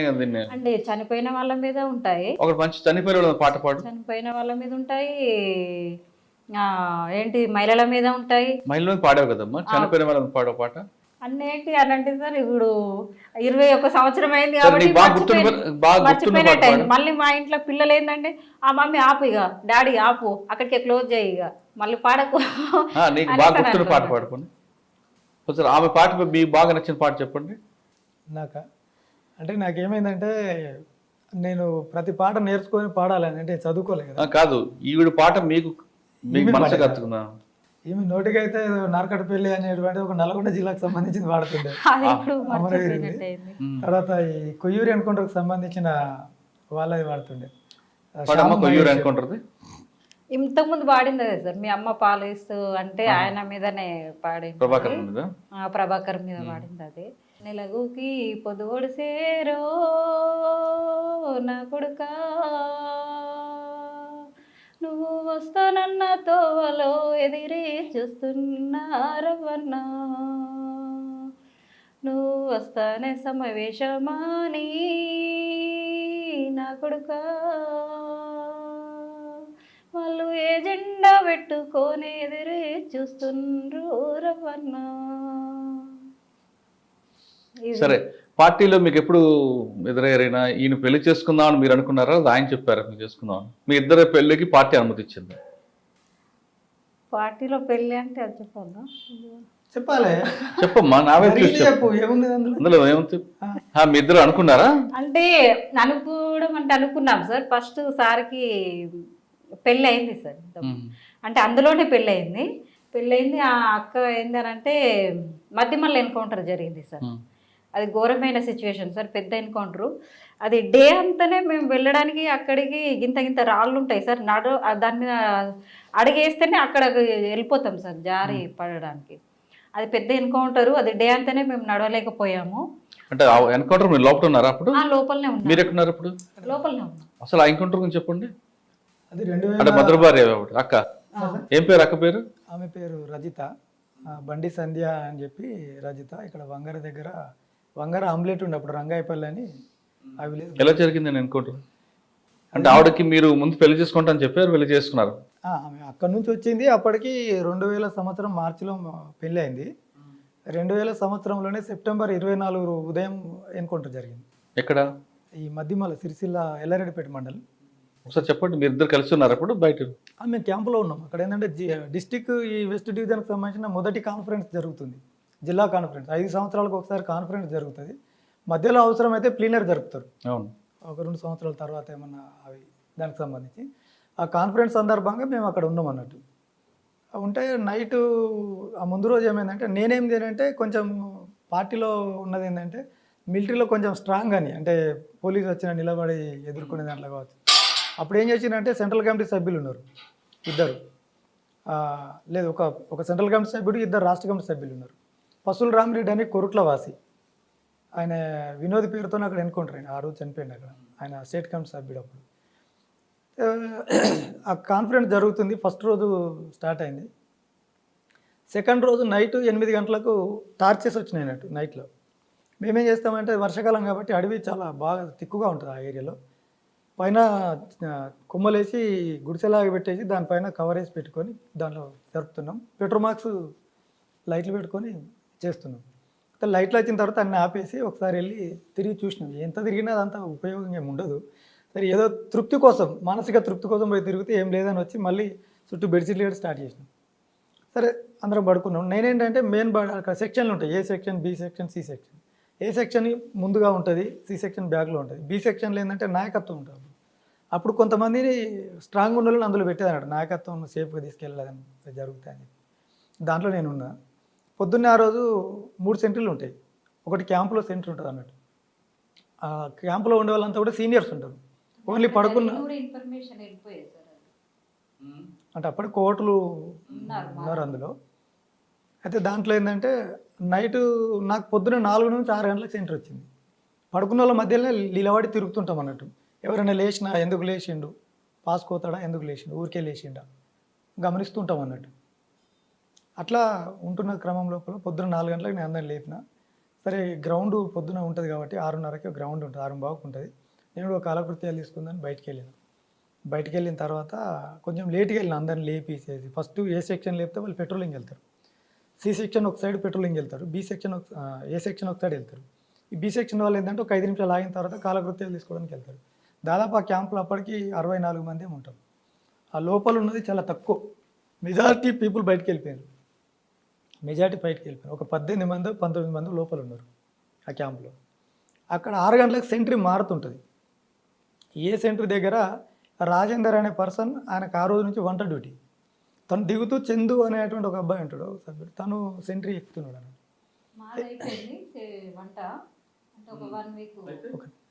ఆ టైంలో ఏమైందంటే తను చందు అనే అంటే ఆ సభ్యుడు ఏంటంటే కొన్నిసార్లు కామెడీ చేస్తుంటాడు. ఆ ముందు పోలీసు మాట్లాడుతున్నారు అన్నట్టు వచ్చి, అంటే వాళ్ళు నైటే వచ్చిండ్రు, ఎక్కడెక్కడ ఉండాలో వాళ్ళు ఉన్నారు. మాట్లాడిన తర్వాత ఈయన ఏం చేసిండంటే ఎవరు మీరు అని అది మాట్లాడిండు. ఓర్రా మీరు అని చెప్పి అక్కడి నుంచి వచ్చింది అన్నట్టు. ఈయన ఏం చేసిండు, ఓర్రా అన్నందుకు నేను ఒకటి కాలుతా, ఏమవుతుంది ఏమనంటే యూత ఓర్రా అన్నారు, నేను కాలుతా. ఆయన కామెడీ చేసి ఒక రౌండ్ పేల్చిండు టీనే. పోలీస్ అని కన్ఫర్మ్ తెలియదు. ఈయన ఒక రౌండ్ పేల్చిండో లేదో అక్కడ నుంచి భారీ ఎన్కౌంటర్ జరిగింది. అంటే అది బాగా ప్లస్ పాయింట్ అయింది ఆ టైం. నేను బయట నుంచి లోపల వస్తున్నా, ఈ సౌండ్ ఫైరింగ్ జరగగానే ఇమ్మీడియట్లీ కిట్ బ్యాగ్ అవన్నీ లోపల ఉంటాయి కదా, ఫాస్ట్గా వస్తుంటే మధ్యలోకి వచ్చిన తర్వాత ప్రసాద్ అన్నాడు, చనిపోయింది ఆయన. అప్పుడు state committee member, central committee member ఉన్నాడు ఆయన. స్టేట్ కమిటీ కార్యదర్శి కమ్ సెంట్రల్ కమిటీ మెంబర్ ఉన్నాడు. ఆయనతో 2 గన్మెన్లు ఉండగానే అక్కడ బ్రేక్ అయిపోయింది నేను. ఎందుకంటే అతను కలిసిన తర్వాత తను ఇంపార్టెంట్ అనేది మేము అక్కడ ఉంటుంది కాబట్టి అక్కడ ఆగిపోయినాం. అయిపోయిన తర్వాత అర్జున్ ఏం జరుగుతుందన్నాడు. ఏం లేదన్నా పోలీస్ పార్టీ వచ్చింది కదా, ఎన్కౌంటర్ జరుగుతుందన్న. ఎట్లా మరి ఏం చేద్దామన్నాడు. చూద్దాం మరి లోపలికి అయితే పోదామని చెప్పేసి నేను కొంచెం ముందుకు వెళ్ళేటప్పటికి ఇంకెనక నుంచి ఇంకో 2 వస్తాను. సోమన్ అని చిట్టిరాజు పాప, ఆయన కూడా చనిపోయాడు. ఆయన గన్మెన్, వాళ్ళు 2 వస్తారు. దీనికి ముందు ఒక 2 సభ్యులు అప్పుడు వాళ్ళు బయటకు వెళ్తున్నారు అన్నట్టు. నేను లోపలికి వచ్చేటప్పుడు వాళ్ళని ఏం చేసినంటే ఫైరింగ్ వస్తుంది, మీరు ఎటు వెళ్ళలేదు రండి అని చెప్పి వాళ్ళని నాతో పట్టుకొని వచ్చిన. వాళ్ళిద్దరు వీళ్ళు 3, అదంతా 6 అయినాం. సోమన్న ప్లస్ వాళ్ళ గన్మెన్, వాళ్ళు 2 వస్తాను. సౌండ్ రాగానే ముందరికి అనగానే నేను సోమవారం అనగానే ఓకే రైట్ మాట ఏర్పడి వచ్చేసింది. వచ్చిన తర్వాత ఏం చేద్దామంటే మనం ఫైరింగ్ చేయాల్సిందే, కానీ ఇటు చేయాలో అర్థం కాదు. ఫారెస్ట్ మన వాళ్ళు ఎక్కడ ఉన్నారు, వాళ్ళు ఎక్కడ ఉన్నారు, ఎటు అటాక్ చేయాలో అర్థం కాదు. ఇట్లా బీసెంట్రీ బంకర్ నుంచి ఒక అతను ఉంటాడు, ఇంకోసారి అతను ఆ బీసెంట్రీ నుంచి దుంకి రన్నింగ్ చేస్తూ వస్తున్నాడు. ఇక్కడ నుంచి సౌండ్ వస్తుందని ఇటు ముందు కొరికింది. మళ్ళీ ఒక చెట్టు ఉంటుంది, దాన్ని దాటుకుంటే అనగానే నేనే అని చెప్పి ఆయన మాట ఏర్పాటు చేసుకుని ఒక రైట్ రా అని చెప్పింది. మేము 9 మంది అయినా. ఏం జరిగిందంటే బీసెంట్రీ పోస్ట్ బంకర్ మొత్తం ఆక్యుపై చేసుకున్నారు పోలీసు. నేను అక్కడ నుంచి వచ్చేసిన, ఎవరు లేరు ఇక్కడ మన ఏరియాలో అంటే అప్పుడు డిసైడ్ చేసుకొని మేము ఫైరింగ్ చేయడం జరిగింది. దాదాపు అది ఒక 55 నిమిషాలు కొనసాగింది. అంటే వాళ్ళు మేము ఇక్కడ ఉన్నాము, ఈ పార్టీ ఏంటంటే ఇటువైపు నుంచి ఒకటి అటువైపు నుంచి ఒకటి, అది ఎన్సర్కిల్మెంట్ అంటారు వాళ్ళు, ఎన్సర్కిల్మెంట్లో వాళ్ళు ఉన్నారు. వాళ్ళు ఇట్లా వస్తుంటే మేము మళ్ళీ ఇటు వెళ్ళిపోయి ఇటు అడ్డం తిరిగి కొట్టండి, వాళ్ళు ఇంకా అటు నుంచి వస్తే ఇట్లా వెళ్ళిపోయాడు. కొద్ది దూరం ఒక దాదాపు 50 నిమిషాలు అయింది. దాని తర్వాత మేము చూసుకుంటే కొంత దూరం వెళ్ళిపోయినాం, దాదాపు ఒక 200-300 మీటర్లు 400 మీటర్లు పోయినాం. ఈ ప్రసాదన కనిపించట్లేదు నాకు, ఏడి మనిషి ఎటు పోయిండు అని చెప్పి చూస్తే వాళ్ళ గన్మెన్లు ముందరికి వెళ్ళిపోయారు, వీళ్ళంతా మిగతా వాళ్ళంతా ముందుకు వెళ్ళిపోయారు. ఏడి మనిషి అని చెప్పేవారు ఒక 150 మీటర్లు ముందుకు వెళ్ళిపోయాను. మళ్ళీ ఇక్కడ దాకా వచ్చి అటు ఉరికిండు ఆయన, ముందుకు వెళ్ళిపోయాను, మళ్ళీ రివర్స్ అయ్యండి. అరే మనిషి ఏడని చెప్పాడు, ఆడపోయినాడు, అరే అటు ఇటు పోయింది, ఇట్లా పోయిండు అని చెప్పి నేను ఫాస్ట్గా ఒక్కనే మళ్ళీ ఆయన దగ్గరికి రన్నింగ్లో వెళ్ళిపోయాను. ఏమన్నా ఇటు వచ్చినావు అని చెప్పి నేను, ఇటు ఎందుకు వచ్చినానంటే లేదు అర్జున్ వీళ్ళ ఒక్కళ్ళు ఇచ్చిపెట్టదు, మొత్తం మందిని మనం వేసి పడేయాలి, వదిలిపెట్టద్దు, వీళ్ళు మనం వెంట పడుతున్నారు, వీళ్ళని ఇలా తరిమి కొట్టాలని చెప్పేసి ఆయన ఒక ఇప్ప సెట్ ఉంటుంది, మంచి ఇప్ప సెట్ దగ్గర నిలబడి ఉన్నాడు. నేను పోయి తన దగ్గర ఉన్నాను. అట్లెట్లా సాధ్యమవుతుంది అన్న, అది ఎట్లా అవుతుంది, మనం ఇది కాదు కదా, చలో మనం వెళ్ళాలంటే నువ్వు ఆగు అన్నాడు. వాళ్ళు ఎంత దూరం అంటే 35-50 మీటర్ బిలో ఉన్నారు పోలీస్ పార్టీ. వాళ్ళు మాట్లాడుతున్నారు, ఎవరే మీరు అన్నారు. మీరెవరే అని అంటే వాళ్ళు రివర్స్ అడిగారు, మీరెవరో చెప్పురు అని అడిగితే డిస్కషన్ జరిగేది. ఈయన పీపుల్ సార్ అని చెప్పింది. వాళ్ళు ఫైరింగ్ చాలు చేశారు. అక్కడ ఆ చెట్టు దగ్గర ఉండి ఇద్దరం ఫైరింగ్ చేసినవాడు. ఆయన ఒక మ్యాగజిన్ కొట్టేసాడు, అంటే 30 బుల్లెట్స్ AK-47 కొట్టేది. నా దగ్గర ఆ టైంలో 303 ఉండే. నేను ఒక 14 రౌండ్స్ కొట్టేసిన టకా కొట్టేసి, అప్పటికి ఇట్లా వస్తున్నాం కదా, వాళ్ళు మళ్ళీ వచ్చారంటే మేము ఇక్కడ జోన్లో పడతాం అన్న వద్దు ఇక్కడ అని చెప్పేసి ఆయన ఒక మ్యాగజిన్ తీసి కింద పడేసింది. ఇమీడియట్లా మ్యాగజిన్ తీసుకొని జేబులో పెట్టుకోండి. అదేంటంటే స్టక్ అయింది, బుల్లెట్ అయిపోయినాయి అనుకుని తీసి కింద పడేసి ఇంకోటి పెట్టుకొని కొట్టిండు. నేను దాన్ని తీసుకొని జేబులో పెట్టుకొని అన్న పోదామని చెప్పేసి, లేదనంటే లేదు నువ్వు అవన్నీ కుదిరే, నువ్వు నడతావు లేదని చెప్పి చేయబట్టి ఒక 2-3 మీటర్లు గట్టిగా గుంజుకొచ్చేది. వదులు అర్జున్ మనం పెట్టుకోవాలి, లేదు నువ్వు నడు వస్తావని సంగతి ఏందన్నట్టు. అంటే అట్లా మాకు ఆ సత్తా ఉంటుంది ఆ టైంలో, నాయకత్వాన్ని ముందుగా తర్వాత వచ్చింది. అప్పటికి వీళ్ళ గవర్నమెంట్స్ వాళ్ళు అప్పటికి కొద్దిగా మళ్ళీ మా దగ్గరికి వచ్చారు. అయితే వీళ్ళు ఏం చేసిండ్రంటే ఆమె అప్పుడు కొంచెం జ్వరంతో ఉన్నది, ఆమె బీ టీంలోనే ఉంటుంది, కానీ పడుకున్న ప్లేసు వేరే దగ్గర ఉన్నది. ఆమె జ్వరంతో ఉన్నది, లేచింది. క్యాంపులో ఉన్న వాళ్ళు కొంతమంది ఏంటంటే వంట డ్యూటీ కోసం కొంతమంది, రవి ప్లస్ వసంత కదా, రవి ప్లస్ వసంత, రజిత అండ్ వినోద్, ఇంకొకరు ఎవరు సోమన్పల్లి ఒక అబ్బాయి ఉంటారు, వాళ్ళు ఉంటారు అన్నట్టు. ఈ 5గురు వాళ్ళు ఎక్కడెక్కడ ఉన్నారు అనేది మనకు తెలియదు. ఇక ఆమె ఏం చేసిందంటే వేరే ఆమె చూసింది, ఆమెను పిలవలేదు. ఎందుకు పిలవలేదు అనేది మనకు తెలియదు. ఆమె పిలిస్తే ఇటు వచ్చేది, ఆమె లేచి డైరెక్ట్ పోలీసు పార్టీ దిక్కి వెళ్ళిపోయింది అన్నట్టు. అంటే బయటపడ్డామే చెప్పింది మనకు, ఆమె నేను పిలుస్తున్నా రాలేదని చెప్పింది, కానీ ఆమెకి వినబడితే ఎందుకు రాదు, అటు వెళ్ళిపోయింది. ఆమె అట్లా పడిపోయింది. ఇంకా ఈ పసుల రామరెడ్డి స్టేట్ కౌంట్ మెంబర్ ఏమో అటు మళ్ళీ కాలకృత్యాలకు రిటర్న్ వచ్చేటప్పుడు ఇటు ఏదైతే పార్టీ ఉందో ఆయన పిలుస్తూ వస్తుండే, ప్రసాద్ నేను వినోదం వస్తున్నాయంటే వాళ్ళు నేను ప్రసాద్ ఉన్న ఇట్రా అని వాళ్ళ దగ్గరికి పిలిచాను. ఉరికిన సందర్భాలు అనేటువంటివి చాలా తక్కువ ఉంటాయి. ఎందుకంటే మనం కొద్ది దూరం ఇప్పుడు ఏమవుతుందంటే ఆ కిల్లింగ్ జోన్ అంటారు దాన్ని, ఆ కిల్లింగ్ జోన్ దాటేంత వరకు మనం బెండింగ్లో వెళ్ళాలా లేదంటే పడుకొని క్రావలింగ్లో వెళ్ళాలా ఏంటి అనేది చూసుకున్నా. కిల్లింగ్ జోన్ దాటిన తర్వాత ఎప్పుడైతే జోన్ దాటుతామో ఫైరింగ్ ఆపిస్తాం. కిల్లింగ్ జోన్ అనేటువంటిది 50 to 100 మీటర్ బిలో ఉంటుంది. అది మేము బయటికి వెళ్ళిన తర్వాత ఫారెస్ట్లో కనిపించాం కదా, అలా కనిపించాం. మేము కనిపిస్తే ఫైరింగ్ చేస్తాం, మేము వాళ్ళకి కనిపిస్తున్నాం, వాళ్ళు మాకు కనిపిస్తే ఫైరింగ్ చేస్తాం. ఎప్పుడైతే మనం కనిపించకుండా అవుతామో జస్ట్ పక్క జరిగిన తర్వాత మెల్ల నడుచుకుంటూ వెళ్ళిపోతాం చూసుకుంటూ. ఆదరబాదరగా ఉరికితే ముంగట పార్టీ ఉంటే అక్కడ పడిపోతారు అంతా.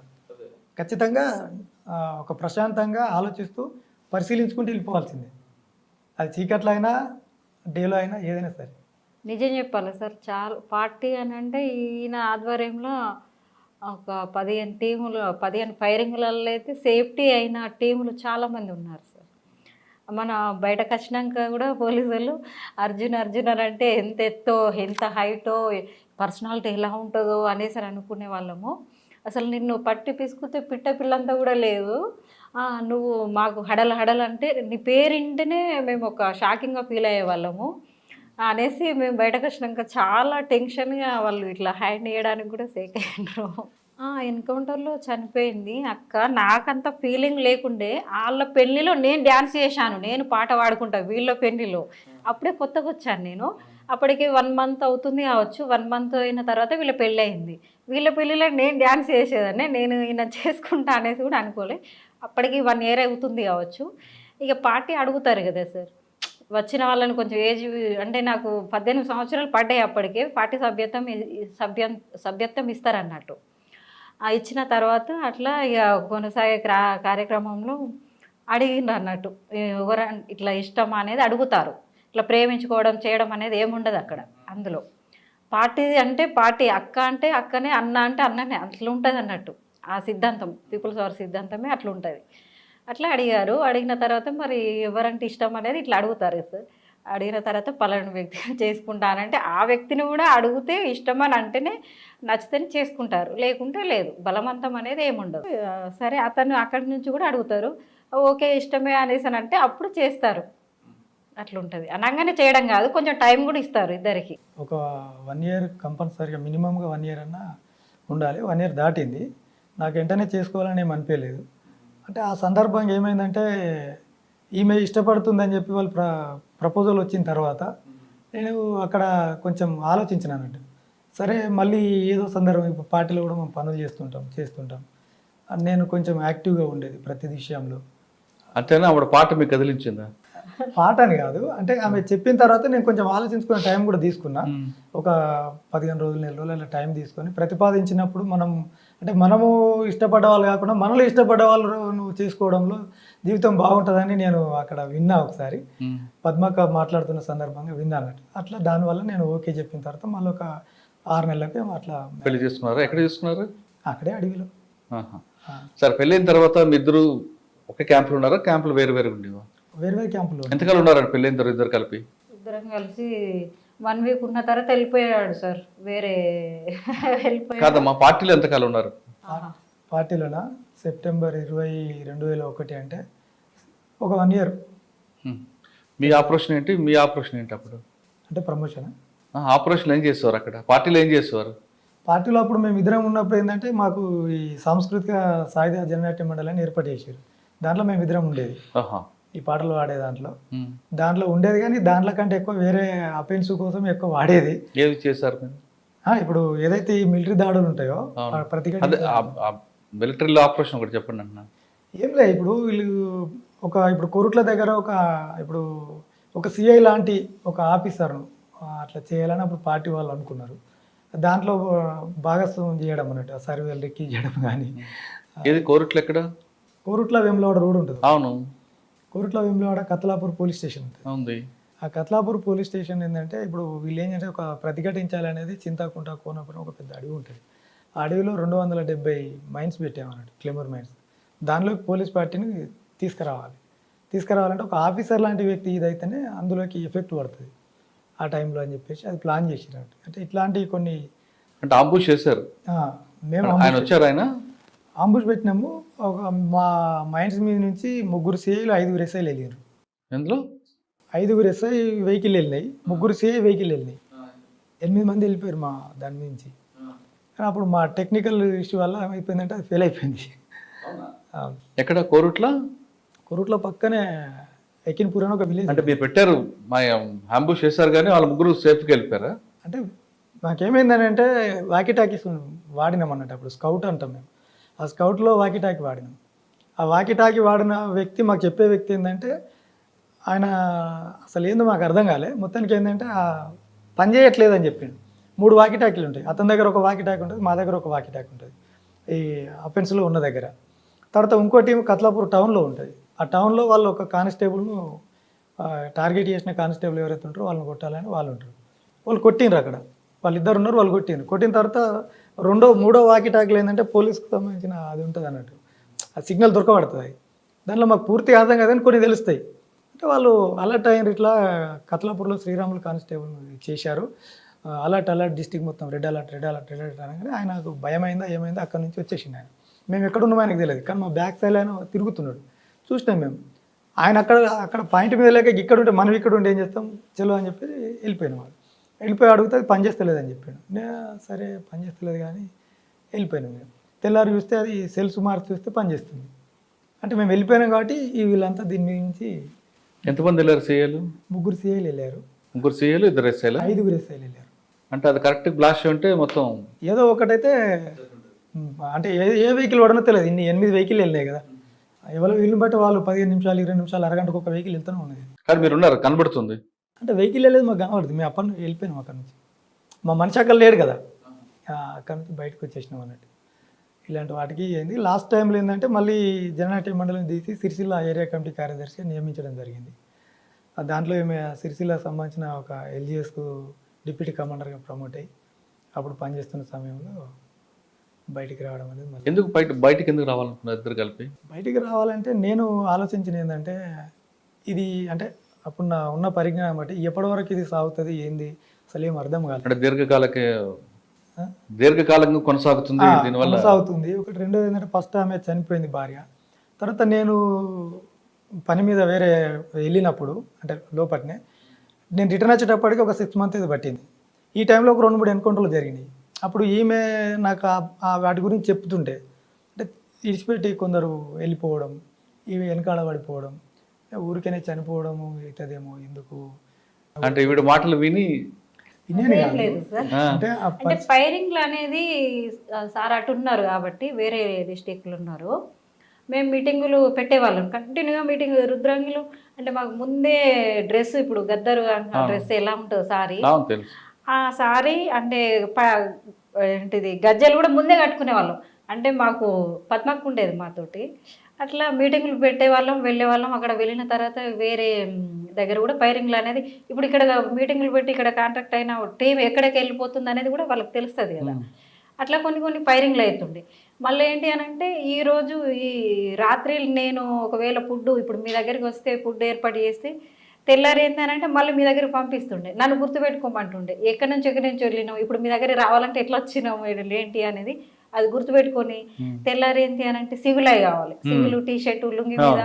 అప్పుడు ముక్కు పుల్ల ఇవన్నీ ఉండేవి కదా, హెయిర్ కట్ ఇవంతా మామూలు బాయ్స్ లాగా వెళ్ళిపోయేదాన్ని. అట్లా కూడా కొంచెం ఇబ్బంది అవుతుంది అనేసి నేను ఫుడ్ లేని కాడ ఫుడ్ ఏర్పాటు చేసి అట్లా అంటే లేని కాడ అంటే కొత్త ఏరియాలో మనకు పరిచయాలు లేని కాడ కూడా అట్లా తీసుకొచ్చేదాన్ని అన్నట్టు. బయటకు 24 hours నన్నే పంపించేవాళ్ళు. అందుకనంటే ఫుడ్ తేవడం కోసం కానీ కొంచెం ఒక్కొక్క టైంలో మాకు అన్నము కూడా కొంచెం ఇబ్బంది అవుతుండే. ఆ టైంలో వీళ్ళని చూసి ఏంటంటే పోలీసు వాళ్ళు కావచ్చు అనేసి జనాలు కూడా నమ్మక ఫుడ్ కూడా కొంచెం ఇబ్బంది అవుతుండే. అట్లా నేను వెళ్ళిన కాడ ఏందనంటే నా పేరు కవిత, నన్ను గుర్తుపెట్టుకోర్రి ఇట్లా వాళ్ళు జనరల్గా ఎక్కడైనా కనబడ్డా మనం వెళ్ళే టైంలో కనబడ్డా కూడా అట్లా నన్ను గుర్తుపెట్టుకోండి నా పేరు కవిత అనేసి వాళ్ళకి పరిచయం చేసుకొని అట్లా కూడా కొంచెం వెళ్ళేవాళ్ళం అన్నట్టు. అట్లా నన్ను గుర్తుపెట్టుకొని ఆ ఫుడ్ కాడ కానీ కొంచెం మాట్లాడే విధానంలో కానీ అట్లా అవుతుండే. ఇక కొన్ని సందర్భాల్లో ఏంటంటే అట్లా మీటింగ్లు పెట్టి అట్లా వెళ్ళే వాళ్ళం కాబట్టి ఎక్కువ బ్యాచెస్ ఇక పేపర్లలో ఇట్లా పోదులు ఇదంతా కనపడుతుండే అన్నట్టు. అట్లా టీములు ఈ ఏరియాలో మీటింగ్ పెట్టిరంటే ఇక్కడ దొరుకుతుంది మనకు పార్టీ అనేసి కొంచెం ఫైరింగ్లు కూడా అవుతుండే. ఫైరింగ్లు అయిన సందర్భంలో నేను ఎక్కువ బయటకు వెళ్ళేదాన్ని, అంటే నా మీద తక్కువ అయినాయి. అంటే నేను బయటకు వెళ్ళి ఫుడ్ విషయంలో కానీ ఒక్కొక్క సందర్భంలో స్నానాలకు కూడా కొంచెం ఇబ్బంది అవుతుండే. అట్లా టీమును బయటకి ఇచ్చి పంపించడం కానీ ఇలా జరుగుతుండే అన్నట్టు. మేము బయటకు వెళ్ళి మా టీం మీద కాకుండా ఆ లోపల ఉన్న టీం మీద అట్లా జరుగుతుండే అన్నట్టు ఫైరింగ్లు కానీ. అంటే ఇవన్నీ చూసి బయటకు వెళ్తే బెటర్ అనుకున్నారా? బయటకి ఇవన్నీ వెళ్తే కాదు సార్, ఇక్కడ ఏంటి అని అంటే బలమైన కారణం చెప్పండి. మానాలు అది అంటే పద్మక్క ఉండేటప్పుడు తెలుసు కదా, చెప్పు ఇక చెప్పండి. అది పర్వాలేదు. మానాలు ఎన్నుకుంటారా? మానాలు ఎన్నుకుంటారు అనేది మొన్న మేము బయటకు వచ్చిన తర్వాత అంటే 2004-05 అయింది. అది మేము అప్పటికి 2002 నిజామాబాద్లో జరిగింది కదా మానాలు. అంటే ఇది మీరు చెప్తున్న కారణాలు ఏదో కరెక్ట్గా అనిపించట్లేదు, అది బలమైన కారణమే మీకు బయటకు తీసుకొచ్చింది. అంటే బలమైన కారణం ఏంటంటే నేను ఆలోచించింది ఒకటి ఏంటంటే ఒకటి అమ్మ నాన్న కూడా పేదోళ్ళు, అంటే ఈ పూట చేసుకొని బతుకుతేనే ఉండేటోళ్ళు పెద్దగా అవుతున్నారు కదా, వాళ్ళకు మనం పెట్టకపోతే ఎట్లా. పార్టీ నుంచి కూడా కొంచెం సహకరించాలనేది ఉంటుండే కానీ బట్ అప్పుడు వాళ్ళు ఏంటంటే చనిపోయిన కుటుంబాలు ఎవరైతే అమరులు అయితే చనిపోయిన వాళ్ళు ఉంటారో అవును. వాళ్ళ కుటుంబాలకు సహకరించేది. నాకు ఒక ప్రశ్న వచ్చింది, మనకేం సాలరీ ఇస్తే పంపించట్లేదు కదా, అంటే ఒక ఆలోచన, పంపించట్లేదు కదా, మరి మనం ఇక్కడున్నా చనిపోయిన ఒకటే వాళ్ళకి తల్లిదండ్రులకు ఒకటే, వాళ్ళకు కనీసం మనం తిండికి ప్రస్తుతం హెల్త్ మంచి హెల్త్ కూడా చేయట్లేదు కదా, అదొకటి నాకు కొంచెం కలిసివేసింది. అది ఎందుకు మనం కూడా చనిపోయేటువంటి అవకాశాలు ఉన్నాయి, ఇది ఏం సాధిస్తామా, అది నిజమా అబద్ధమా, ఎంతవరకు వెళ్తుంది అంటే అప్పుడు మైండ్ మెచ్యూరిటీ పెరుగుతుంది కాబట్టి ఎంతవరకు ఎందుకు మరి మనం రిటర్న్ వెళ్తే బెటర్. అంటే పార్టీ సిద్ధాంతం కూడా అమ్మా నాన్న కన్నా పార్టీకి ప్రయారిటీ ఇవ్వాలి. పార్టీకి ప్రయారిటీ ఇవ్వాలి ఒకటి, అవును అక్కడ ఉన్న ప్రజల్లోనే మన అమ్మా నాన్న చూసుకోవాలి ఉంటుంది. అవును. మరి వాళ్ళని కాకుండా మన రక్త సంబంధాలతో పుట్టిన అమ్మా నాన్నకి మీరు ఎందుకు ప్రాధాన్యత ఇచ్చారు? అంటే ఇప్పుడు ఏమవుతుందంటే సార్, ఇప్పుడు మనం ఒకసారి నెగిటివ్ ఆలోచించి వెనక్కి రావాలనుకునేటప్పుడు ఏమవుతుందంటే ఇవన్నీ తోడవుతుంటాయి. ఎప్పుడైతే నెగిటివ్ పాయింట్ రాకుంటున్నది అనుకోండి, ఇప్పుడు నేను 30-35 ఎన్కౌంటర్లలో ఉన్నా కూడా నేను ఎప్పుడు కూడా ఇది కాలే. ఈవెన్ అప్పుడు మధుసూదన్ రెడ్డి సార్ అని చెప్పేసి ఓఎస్డీ ఉండే కరీంనగర్, ఆయన చెప్పిండు, కలిసిన తర్వాత చెప్పిండు, మీ జిల్లా కమిటీ సమీక్ష క్యాడర్ సమీక్షలో నేను చూసిన, ఎట్టి పరిస్థితుల్లో నువ్వు బయటికి రావద్దు, నువ్వు ఎందుకు వచ్చినావు అంటాడు. ఎట్టి పరిస్థితుల్లో నువ్వు బయటకు రావద్దు, నువ్వు ఎందుకు వచ్చినావు, మీ క్యాడర్లో పలానాయన వస్తున్నాడు, మీ పద్మక్క చనిపోయింది కదా, ఆమె దగ్గర క్యాడర్ సమీక్ష. అంటే పద్మక్క చనిపోవడం కూడా ఒక భయం వచ్చిందా మీకు? భయం అని రాదు, ఆమె చనిపోవడం వల్ల భయం రాలేదు. ఎందుకంటే ఆమెతో పద్మక్క ఎన్కౌంటర్ జరిగింది. పద్మకి ఎన్కౌంటర్ ఎట్లా జరిగిందంటే ఎక్కడ జరిగింది? 2002 జూలై 2 అనుకుంటా.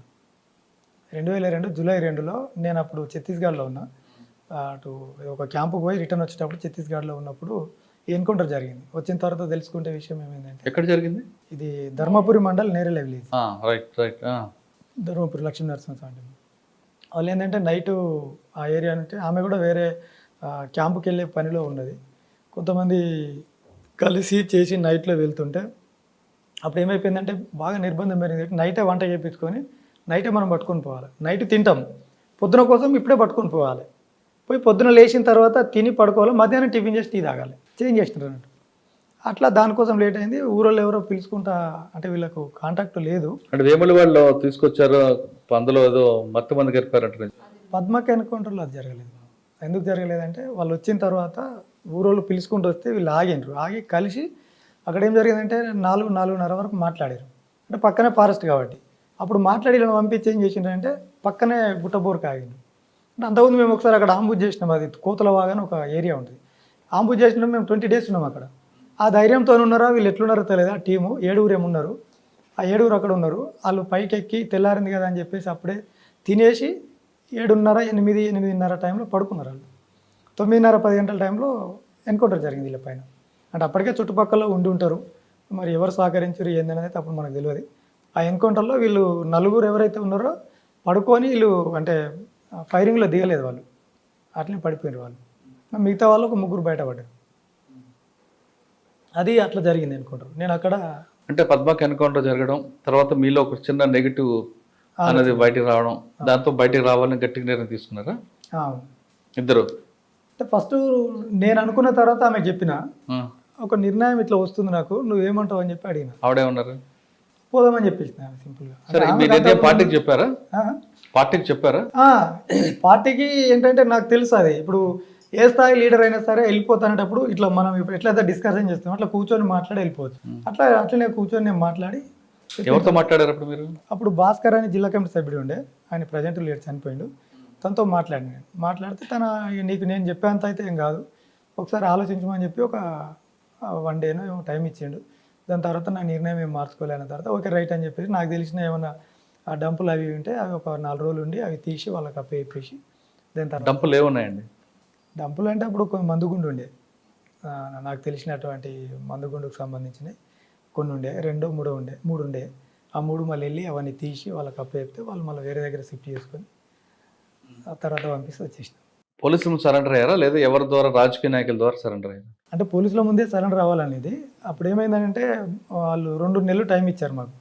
ఇప్పుడు ఉన్న పార్టీ బాధ్యులు ఎవరైతే ఉంటారో 2 నెలల వరకు మీరు సరెండర్ అవ్వద్దు అనేది ఒక వాళ్ళ ఇన్స్ట్రక్షన్ ఉంటే నేను చెప్పిన ఏంటంటే ఓకే అని చెప్పి లాస్ట్కు బయటకు వచ్చేటప్పుడు చెప్పాను, నేను 1 నెల మాత్రం ఉండగలుగుతాను, నేను ఇంత నిర్బంధంలో 2 నెలలు అంటే చాలా కష్టం అవుతుంది, 1 నెల ఏదో విధంగా నేను మేనేజ్ చేసుకుంటా, కానీ 2 నెలలు బయట ఉండాలంటే అప్పుడు చాలా కష్టం. అదే పార్టీతోనే ఉంటే 2 సంవత్సరాలైనా ఉండొచ్చు, పార్టీతో బయటకు వచ్చిన తర్వాత 2 నెలలు అనేది చాలా ఎక్కువ కాలం అవుతుంది. అందులో ఉంటే ఏంటంటే ప్రజలతో ఉంటాం కాబట్టి ఎక్కడ ఏంది మనకు అన్ని తెలుసు. 2 సంవత్సరాలైనా ఇండివిజువల్గా ఉండొచ్చు, కానీ బయటకు వచ్చిన తర్వాత అది జరగదు ఇక అని చెప్తే సరే అని చెప్పారు వాళ్ళు. అట్లా ఒక నెల రోజులు బంధువుల ఇళ్ళల్లో అక్కడ ఇక్కడ మా పార్టీ ఆర్గనైజేషన్ లేని ప్రాంతాలలో ఉండి, ఆ తర్వాత నేను మా ఊరికి మా చిన్నమ్మ వాళ్ళ భర్త ఉంటారు చిన్నాన్న, తనను పంపించి ఆ ఊరిలో తెలిసిన లీడర్ ఉంటే ఆయన నెంబర్ తెప్పించుకొని ఫోన్ నెంబర్ అప్పుడు ఎస్టీడీతో తనతో మాట్లాడి, ఆయన అప్పుడు మాకు రత్నాకర్ రావు సాబ్ అని చెప్పి మాజీ మినిస్టర్ ఉండే, అప్పటికి ఆయన మినిస్టర్ కాలేదు కానీ మాజీ ఎమ్మెల్యే ఉంటుండే ఆయన. ఆ రత్నాకర్ రావుకు ఆయన మాట్లాడిండు. నేనేమన్నా అంటే ఏం అవసరం లేదు, ఎందుకంటే జస్ట్ ఇన్ఫర్మేషన్ ఉండాలి. అప్పుడు ప్రభుత్వం ఇచ్చినటువంటి పాలసీ ప్రవీణ్ కుమార్ సార్ అక్కడ అమలు చేసిండు. ఏ అటెండర్ను మీరు వచ్చి అప్రోచ్ అయినా సరే వాళ్ళు మా దగ్గర తీసుకొస్తారు, మీకు ఎలాంటి హాని లేకుండా తీసుకుపోతాం అనేది అమలు అవుతుంది. అది కూడా ఒక నమ్మకం పెరిగింది దానిపైన.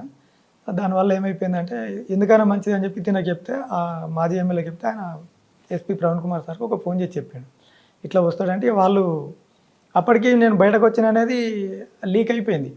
ఈ నెల రోజుల నుంచి పోలీసులు మా గురించి విస్తృతమైన ప్రయత్నాలు, మా ఇంటికి వెళ్ళి రకరకాల ఆఫీసర్లు వెళ్ళి మా నాన్నతో మాట్లాడి నీ దగ్గరికి వస్తే నా దగ్గరికే తీసుకురావాలి, నా దగ్గరికి తీసుకురావాలి, వాళ్ళ ప్రయత్నాలు జరుగుతున్నాయి. తర్వాత లోకల్ ఎస్ఐ గారు సిఐ గారు మా దగ్గర ఒక పొలిటికల్ ఉంటే అతనికి ఫోన్ చేసి వస్తే నీకు తెలుస్తుంది కదా, వస్తే చెప్పు, కంపల్సరీ చెప్పు, మా ద్వారా మాకు కొంచెం క్రెడిబిలిటీ ఉంటుంది, మాకేదో ఉంటుంది ఎస్పీ గారి దగ్గర అని చెప్పి వాళ్ళంటే సరే అని చెప్పి నేను చెప్తాను నా దగ్గరికి వస్తా అని చెప్పాను. ఆయనతో డిస్కషన్ చేసినప్పుడు తను కలిసి మాట్లాడినాం అన్నట్టు, ఫోన్లో మాట్లాడితే ఆయన అన్నాడు ఇట్లయితే బాగుంటుంది, లోకల్లో మనం ఎప్పుడు ఉంటావు కాబట్టి బాగుంటుంది నాకు అనిపిస్తుంది, మరి నువ్వు ఆలోచించు అని చెప్పాను. ఓకే అన్న మీరు అన్నట్టు డన్ అని చెప్పిన తర్వాత ఆయన చెప్పాను ఓకే సార్ తను వస్తున్నాడు మాట ఇచ్చిండి. ఎవరి దగ్గర కలిసారు మరి?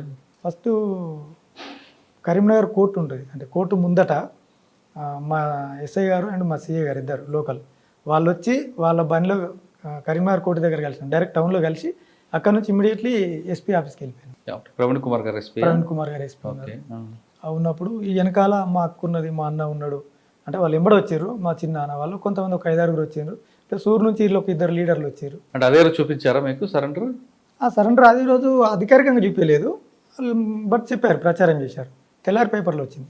ఓకే, ప్రభుత్వం ఆవిడ ఇవ్వాల్సిన మనీ ఇచ్చిందా మీకు? ఇచ్చిందండి. అప్పుడు నాకు 2 లక్షల రివార్డ్ ఉండే.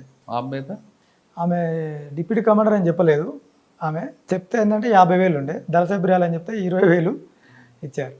అలా సరెండర్ అయిన తర్వాత మరి మీ జీవన విధానంలో కొనసాగు, ఎందుకంటే 2 లక్షలు మీ దగ్గర 50,000, 2.5 లక్షలు అంతకు మించి ఏం లేదు, 220. అవును, మీరు పార్టీ నుంచి మూటలు పట్టుకొచ్చే మనస్తత్వం కాదు, పార్టీ అది కాదు, అది రాజకీయ పార్టీ కాదు. ఒకటి మూడో విషయం ఏంటంటే పార్టీ సిద్ధాంతం ఏంటంటే ప్రజల కోసం వచ్చిన నిధులు కూడా వనరులు ప్రజల కోసం కష్టపడాలి తప్ప వ్యక్తిగత ఖర్చుల కోసం వాడరు. మీరు తీసుకొచ్చింది ఏం ఉండదు, మీరు అక్కడ లోపల నుంచి బయటకు వచ్చేది మీ డిసిప్లైన్, ఆ సిద్ధాంతాలు, ఆ నిజాయితీ, నమ్మకం, ఆ నిబద్ధతతో బయటకు వస్తారు తప్ప కట్టుకొని రారు మీరు. మరి 2,20,000 రూపాయలతో ఈ కుటుంబం ఎలా సాగుతుంది? అంటే ఇప్పుడు ఏమైందంటే ఫస్ట్ ఒక 5,000 ఇచ్చారు తక్షణ సాయం కింద. ఆ 5,000 మాకు ఏదో 1-2 బట్టలు కొనుక్కోవడానికి, కొద్ది రోజులు బతకడానికి పనిచేసింది. మేము ఎవరింటికి రిలేటివ్స్కి పోయినా వీళ్ళింటికి పోయినా కొన్ని బియ్యము, కొన్ని పప్పులు ఏదో వాళ్ళు తోసింది పెట్టడం, దాంతో మేము ఒక 6 months వరకు కొనసాగాం. ఈ డబ్బులు ఇమ్మీడియట్లీ ఏం రాలేదు, అది ఒక 2 సంవత్సరాలు ఏదో టైం తీసుకున్నాం, 2-3 సంవత్సరాలు టైం తీసుకున్నది 2 సంవత్సరాలు అనుకుంటా, 1.5-2 సంవత్సరాల మధ్యలో వచ్చింది. అంటే మాకన్నా సీనియర్లకు కూడా రాలేదు అప్పటికి, అంటే మాకే వచ్చింది. అదే పాలసీ మ్యాటర్ కాబట్టి లేట్ అవుతుంది. అంటే ఇప్పుడు మాకన్నా ముందు వచ్చిన వాళ్ళు కూడా ఉన్నారు, వాళ్ళకి ఇవ్వకుండా మాకు కూడా తొందరగానే వచ్చింది. అప్పుడు ఏం చేసిన అంటే నేను ఖాళీగా ఉంటూ మా చక్కెర ఫ్యాక్టరీ ఏదైతే ఉందో దానిలో డైలీ కూలీగా టెంపరవరీ ఉంటుంది అన్నాడు, 50 రూపాయలు కూలీ వెళ్ళాను నేను. ఎన్ని రోజులు అంటే ఒక 20 రోజుల్లో ఏదో వెళ్ళినాను నేను, ఒక 1 నెల రోజులు ఏమి వెళ్ళిన. అప్పుడు దానికి స్టార్టింగ్ బిఫోర్ అంతా కూడా వర్క్ జరుగుతుంది, సర్వీసింగ్ జరుగుతుంది, మిషనరీస్ అంతా కూడా. నేను ఎలక్ట్రికల్ డిపార్ట్మెంట్, ఆ ఎలక్ట్రికల్ దాన్ని ఏమంటారు, ఆ డిపార్ట్మెంట్ సెక్షన్ ఉంటుంది. ఇలా చేసిన తర్వాత వీళ్ళ ఇంటికి వెళ్ళినాం. ఇలా భూపాలపల్లి మాది ఇక్కడ కదా. వెళ్ళిన తర్వాత వాళ్ళ ఇంటికి వెళ్ళి ఒక దసరా టైంలో అనుకుంటా అక్కడ వెళ్ళిన తర్వాత ఒక 1 వారం రోజులు ఉన్నాం. ఇక వచ్చిన తర్వాత ఎప్పుడు వీళ్ళింటి కూడా ఉన్నది లేదు కాబట్టి ఒక 1 వీక్ ఉన్న తర్వాత వీళ్ళు అన్నయ్య వాళ్ళు ఏదో ఫంక్షన్ చేసుకుంటాం, ఇంకో 1 వారం అవుతుంది, మళ్ళీ మీకు అప్పుడు ఫోన్లు అదంతా లేదు, మళ్ళీ వాళ్ళు రావాలి మీకు, అది అయిపోయినాక చూసుకొని పోయినాడు. ఒక 15 days గడిచిపోయింది, మళ్ళీ రిటర్న్ వచ్చిన. మళ్ళీ నేను ఆ ప్లేస్కి వెళ్ళాలంటే నాకు మొమాటం అయింది, వాళ్ళు ఉంచుతారో తీసేస్తారో, ఇన్ని రోజులు నాకు తెలియదు కదా అంత వాతావరణం, చిన్న వయసు అంతా కూడా అంటే పెరుగుతున్న సమయం అంతా అక్కడ. అప్పుడు నాకు ఎవరైతే ఉన్నారో మా ఒకతను లీడర్ ఉంటాడు బుచ్చిరెడ్డి అని చెప్పి ఆయన అందులో పెట్టించిండు నాకు.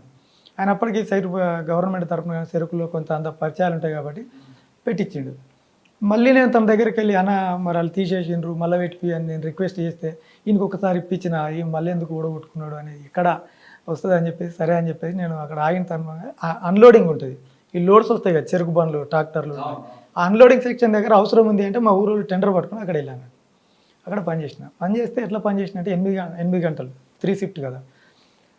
ఒక్క నెల కరెక్ట్ పని చేసినాం, నెల 5 రోజులు పని చేసినాం, క్లోజ్ అది సీజన్ క్లోజ్ అయిపోతే బయటికి రావాల్సిందే. నాతో పనిచేసిన వాళ్ళు 1600 1500 తీసుకుంటే నేను 2700 తీసుకున్నాను. కారణం ఏంటంటే నేను డే అండ్ నైట్ 2 డ్యూటీ చేసిన. మా ముందు షిఫ్ట్ వాళ్ళు మా వెనకాల వచ్చే షిఫ్ట్ వాళ్ళు ఉంటారు. ఎంతకాలం పనిచేస్తారు అక్కడ? అక్కడ ఒక నెల 15 రోజులు అంతే. తర్వాత బయటకు వచ్చిన తర్వాత చికెన్ సెంటర్ పెట్టుకున్నాం. ఊర్లో 4 చికెన్ సెంటర్లు ఉండే. అప్పుడు ఒకైనా దుబాయ్ పోయిండు, ఒకైనా యాక్సిడెంట్ అయింది, ఇంకొక ఆయన ఇటు వెళ్ళిండు. ఒకటే ఉంది పెట్టుకోని తెలిసిన వాళ్ళు అందరూ ప్రోత్సహిస్తే పెట్టిన.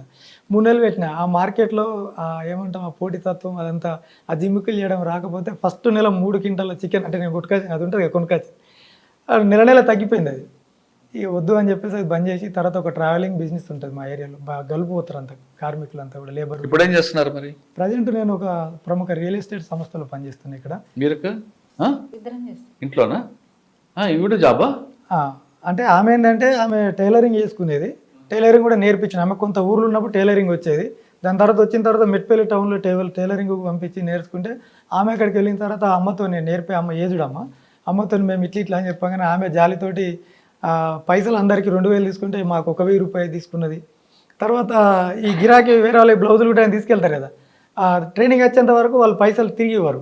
ఈమె 2 తీసుకుపోతే ఒకటి వాళ్ళు ఉంచుకొని ఒకటి ఈమెకి ఇవ్వడం బస్ ఛార్జీలకు అయితే బిడ్డ నువ్వు తీసుకోవాలి. అంటే ఇప్పుడు మీరు రియల్ ఎస్టేట్ బిజినెస్ లో వాళ్ళ దగ్గర జాబ్ చేస్తున్నారా? జాబ్ చేస్తాను. ఏం చేస్తుంటారు? Sales marketing. సేల్స్లో నేను ఒక సేల్స్ మార్కెటింగ్ మేనేజర్గా నేను పనిచేస్తున్నాను. సాధారణంగా మాజీ నక్సలైట్లు అందరూ కూడా రియల్ ఎస్టేట్ వ్యాపారం చేస్తుంటారు, లేదా మీరు అన్నట్లుగా రియల్ ఎస్టేట్ కంపెనీలో పనిచేస్తూ బెదిరింపులు పాల్పడుతుంటారు అంటే వార్తలు వస్తుంటాయి. మరి బెదిరింపులు పాల్పడుతుంటారా లేదా రియల్గా పనిచేసుకుంటూ మీ కుటుంబానికి ముందు తీసుకెళ్తున్నారు? అయితే మీరు మంచి ప్రశ్న అడిగింది సార్ ఇది, ఎందుకంటే చాలా చాలా అద్భుతమైన ప్రశ్న ఇది.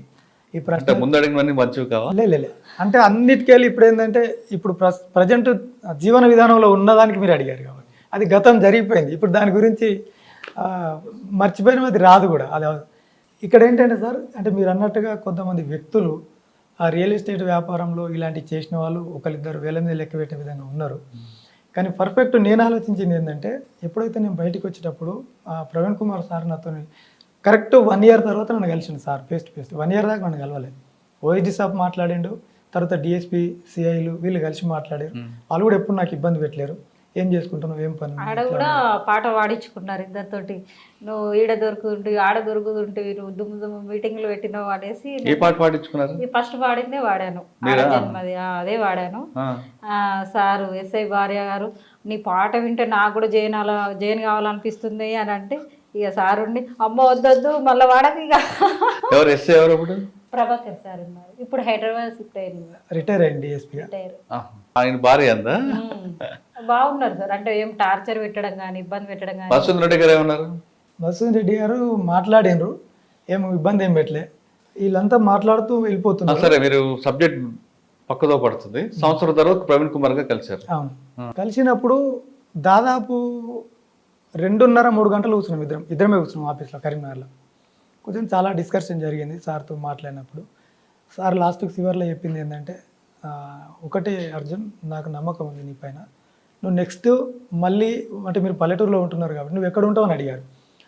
నాకు పట్టణాలు అనేది తెలియదు, ఎక్కడ ఏం చేస్తామో కూడా తెలియదు కాబట్టి లేదు నేను మా ఊర్లోనే బతుకుతా సార్ అని చెప్పిన. సరే నైట్ వాళ్ళు తిరుగుతూ ఉంటారు చేస్తుంటారు, వాళ్ళు మీ ఇంటికి వచ్చి నువ్వు ఎలా ఉన్నావు, ఆరోగ్యం ఎలా ఉంది, ఏం పని చేస్తున్నావు అడగొచ్చు వాళ్ళు. ఎందుకంటే మీరు పాతగా కలిసి పనిచేసిన మర్యాద వల్ల అది నీ తప్పు కాదు. కానీ వాళ్ళు రమ్మన్నారని మళ్ళీ నువ్వు వెళ్ళిపోయి కలవడం చేయడం లాంటివి చేయదు అంటే నేను ఒకటే చెప్పాను సార్, నేను మీకు మాట ఇస్తున్నా సార్, మీరు చూస్తారు సార్, అది నేను దానికి ఏం చెప్పలేను. ఇప్పుడు నా జీవన విధానం ఎట్లుంటుందో మీరే చూస్తారు సార్ అని చెప్పిన. ఓకే వెరీ గుడ్ అని చెప్పారు. ఇప్పటికీ నేను ఏ రోజు కూడా నన్ను వాళ్ళు ఏదో ఇస్తులో పిలిపించింది లేదు, నేను నాకు ప్రాబ్లం ఉంది సార్ నాకు హెల్ప్ చేయండి అని కూడా తీసుకునేంత స్థాయికి వెళ్ళలేదు. కాబట్టి నేను కొంతమందిని నాకు ప్రీవియస్ చూసిన మీరు అన్నట్టు సెటిల్మెంట్లు కానీ అంటే పేర్లు అవసరం లేదు కానీ వాళ్ళు చేసిన వాళ్ళు కూడా ఈరోజు భూమి మీద లేరు. అంటే మీరు చేయకపోయినా మిమ్మల్ని చూపిస్తూ ఈయన మాజీ నక్సలైట్ చాలా ప్రాబ్లమ్స్ ఫేస్ చేస్తారంటూ కొన్ని కంపెనీలు కూడా కొన్ని చేసే అవకాశాలు ఉంటాయి కదా, అంటే మీ కంపెనీ చేయకపోవచ్చు. Right sir. అంటే ఇప్పుడు ఏంటంటే నేను ఎప్పుడైతే బయటకు వచ్చిందో నాకు బయట అక్కడ అక్కడ ఉన్నప్పుడు పరిచయం ఉన్న వ్యక్తులకు మాత్రమే నేను తెలుసు. రిమైనింగ్ వ్యక్తులకు ఎవరికి తెలియదు. మా కంపెనీలో అసలే తెలియదు, హైదరాబాద్లో తెలియదు. అంటే రీసెంట్గా మాకు టీంలు ఉంటాయి, మా టీమ్ హెడ్ ఉంటాడు రమేష్ నాయక్ అని చెప్పేసి, ఆయన నాకు ఆదర్శం ఇక్కడ పనిచేయడానికి. ఎందుకంటే ఆయన 8 కోట్ల రూపాయలు ప్రజలకు సాయం చేసిన, ఆయన సంపాదించిన దాంట్లో సరే ఆయన ఒక ట్రస్ట్ పెట్టి చేసుకుంటున్నాడు. అప్పుడు ఆయనకు నా విషయం తెలిసిన తర్వాత మొన్న రీసెంట్గా కరీంనగర్లో ఒక ప్రోగ్రామ్ జరిగింది మా కంపెనీ తరఫున, దానిలో మాట్లాడమని చెప్పిండు ఆయన. నువ్వు మాట్లాడు, నీ గతం ఏందనేది నువ్వు మాట్లాడు, ఏం కాదని చెప్తే మా సీఎండి సార్ ముంగట మాట్లాడితే ఆయనకు 2 సార్లు కళ్ళకు నీళ్ళు వచ్చినాయి. నేను స్టేజ్ దిగి వచ్చిన తర్వాత సీఎండి సార్ ఏమన్నాడంటే, మరి మల్లికార్జున రెడ్డి అని సార్ ఏమన్నాడంటే, రమేష్ నీ జీవితం ఏదైతే ఉందో కొన్ని లక్షల మందికి ఆదర్శం కావాలి, లక్షల మందిని ఆర్థికంగా తీర్చిదిద్దడానికి మనం ఇది చేద్దాం, నీ స్టోరీ కూడా ఒకటి మనం పుస్తకం రాద్దామని ఆయన నాకు అడిగారు. అది ఎంతవరకు అనేది చూడాలి. ఆ టైంలో తెలిసింది ఇట్లా నేనని, కానీ ఇప్పటివరకు తెలియదు. అంటే 21 సంవత్సరం అవుతున్నది, 21 సంవత్సరం వరకు ఎవరికి తెలియదు. నేను ఎక్కడ కూడా నా పాతది వాడుకోను. నేను ఏ పని చేసినా సరే నేను ప్రజెంట్ ఉన్నది ఏం చేయాలా, దాన్ని ఎట్లా ఉండాలి, ఆ పద్ధతి ప్రకారం ఉండడం వల్ల ఏమైందంటే నేను హ్యాపీగా భార్య పిల్లలతో బతుకుతూ పిల్లల్ని చదివించుకుంటూ వస్తున్నా. ఇంక ఇల్లు అయితే కట్టుకోవాలి, లైఫ్లో ఇంకా ఉంది. ఈ 2-3 ఏళ్లలో కొంత చేసి సాధించాలని ఇప్పుడైతే హ్యాపీగా ఉన్నాను. ఎందుకంటే పాప 10th వరకు చదివిస్తున్నా, బాబుకు 1,30,000 పెట్టి ఇంటర్లో చదివిస్తున్నా సంవత్సరానికి ఫీజు. అంటే ఒక కార్పొరేట్ స్కూలు, మరీ పెద్దది కాదు, పర్వాలేదు. అంటే హ్యాపీగా అయితే ఉన్నా. మీ పర్మిషన్ ఇస్తే, అంటే మీ పర్మిషన్ ద్వారా నేను ఏమనుకుంటున్నా అంటే, నాలాగా చాలామంది మా మిత్రులు బయటకు వచ్చిన వాళ్ళు ఆర్థికంగా చాలా ఇబ్బంది పడుతున్నారు. అదేవిధంగా వేరే వాళ్ళైనా సరే, ఇలా సాఫ్ట్వేర్ కావచ్చు, లేకపోతే నార్మల్గా జీతాలు, నిరుద్యోగులు చాలామంది ఉన్నారు. చాలామంది నిరుద్యోగులు ఎవరైనా కావచ్చు, అమ్మాయిలు అబ్బాయిలు చాలామంది ఉపాధి కోసం ఉన్నారు. వాళ్ళు ఎవరైనా కూడా నాకు కలిస్తే కనుక ఖచ్చితంగా ఒక 3 నెలలు కంపల్సరీ నేను ట్రైనింగ్ ఇస్తాను వాళ్ళకి. మా ఫీల్డ్లో రియల్ ఎస్టేట్కి సంబంధించిన ఫీల్డ్లో, అంటే ఇది చాలా అద్భుతమైన ప్రాజెక్టులు. మేము 100% మా కంపెనీ ఏంటంటే government approval as per RERA real estate regulatory development act ప్రకారంగా ఖచ్చితంగా DTCPR HMDA మున్సిపల్ లేఅవుట్ తీసుకొని పర్ఫెక్ట్ పద్ధతిలో లింక్ డాక్యుమెంట్ ఎవరు కూడా, కంపెనీ కూడా చాలా సీనియర్ కంపెనీ, అది చెప్పొచ్చో చెప్పదో నేను చెప్పట్లేదు పేరు.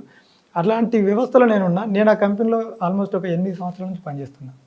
నేను ఇప్పుడు కొన్ని ప్లాట్లు కూడా కొనుక్కున్నా, దాంట్లో పనిచేస్తూ వస్తున్న ఆదాయం వల్ల ఇంక ఇల్లు కట్టుకోలేదు.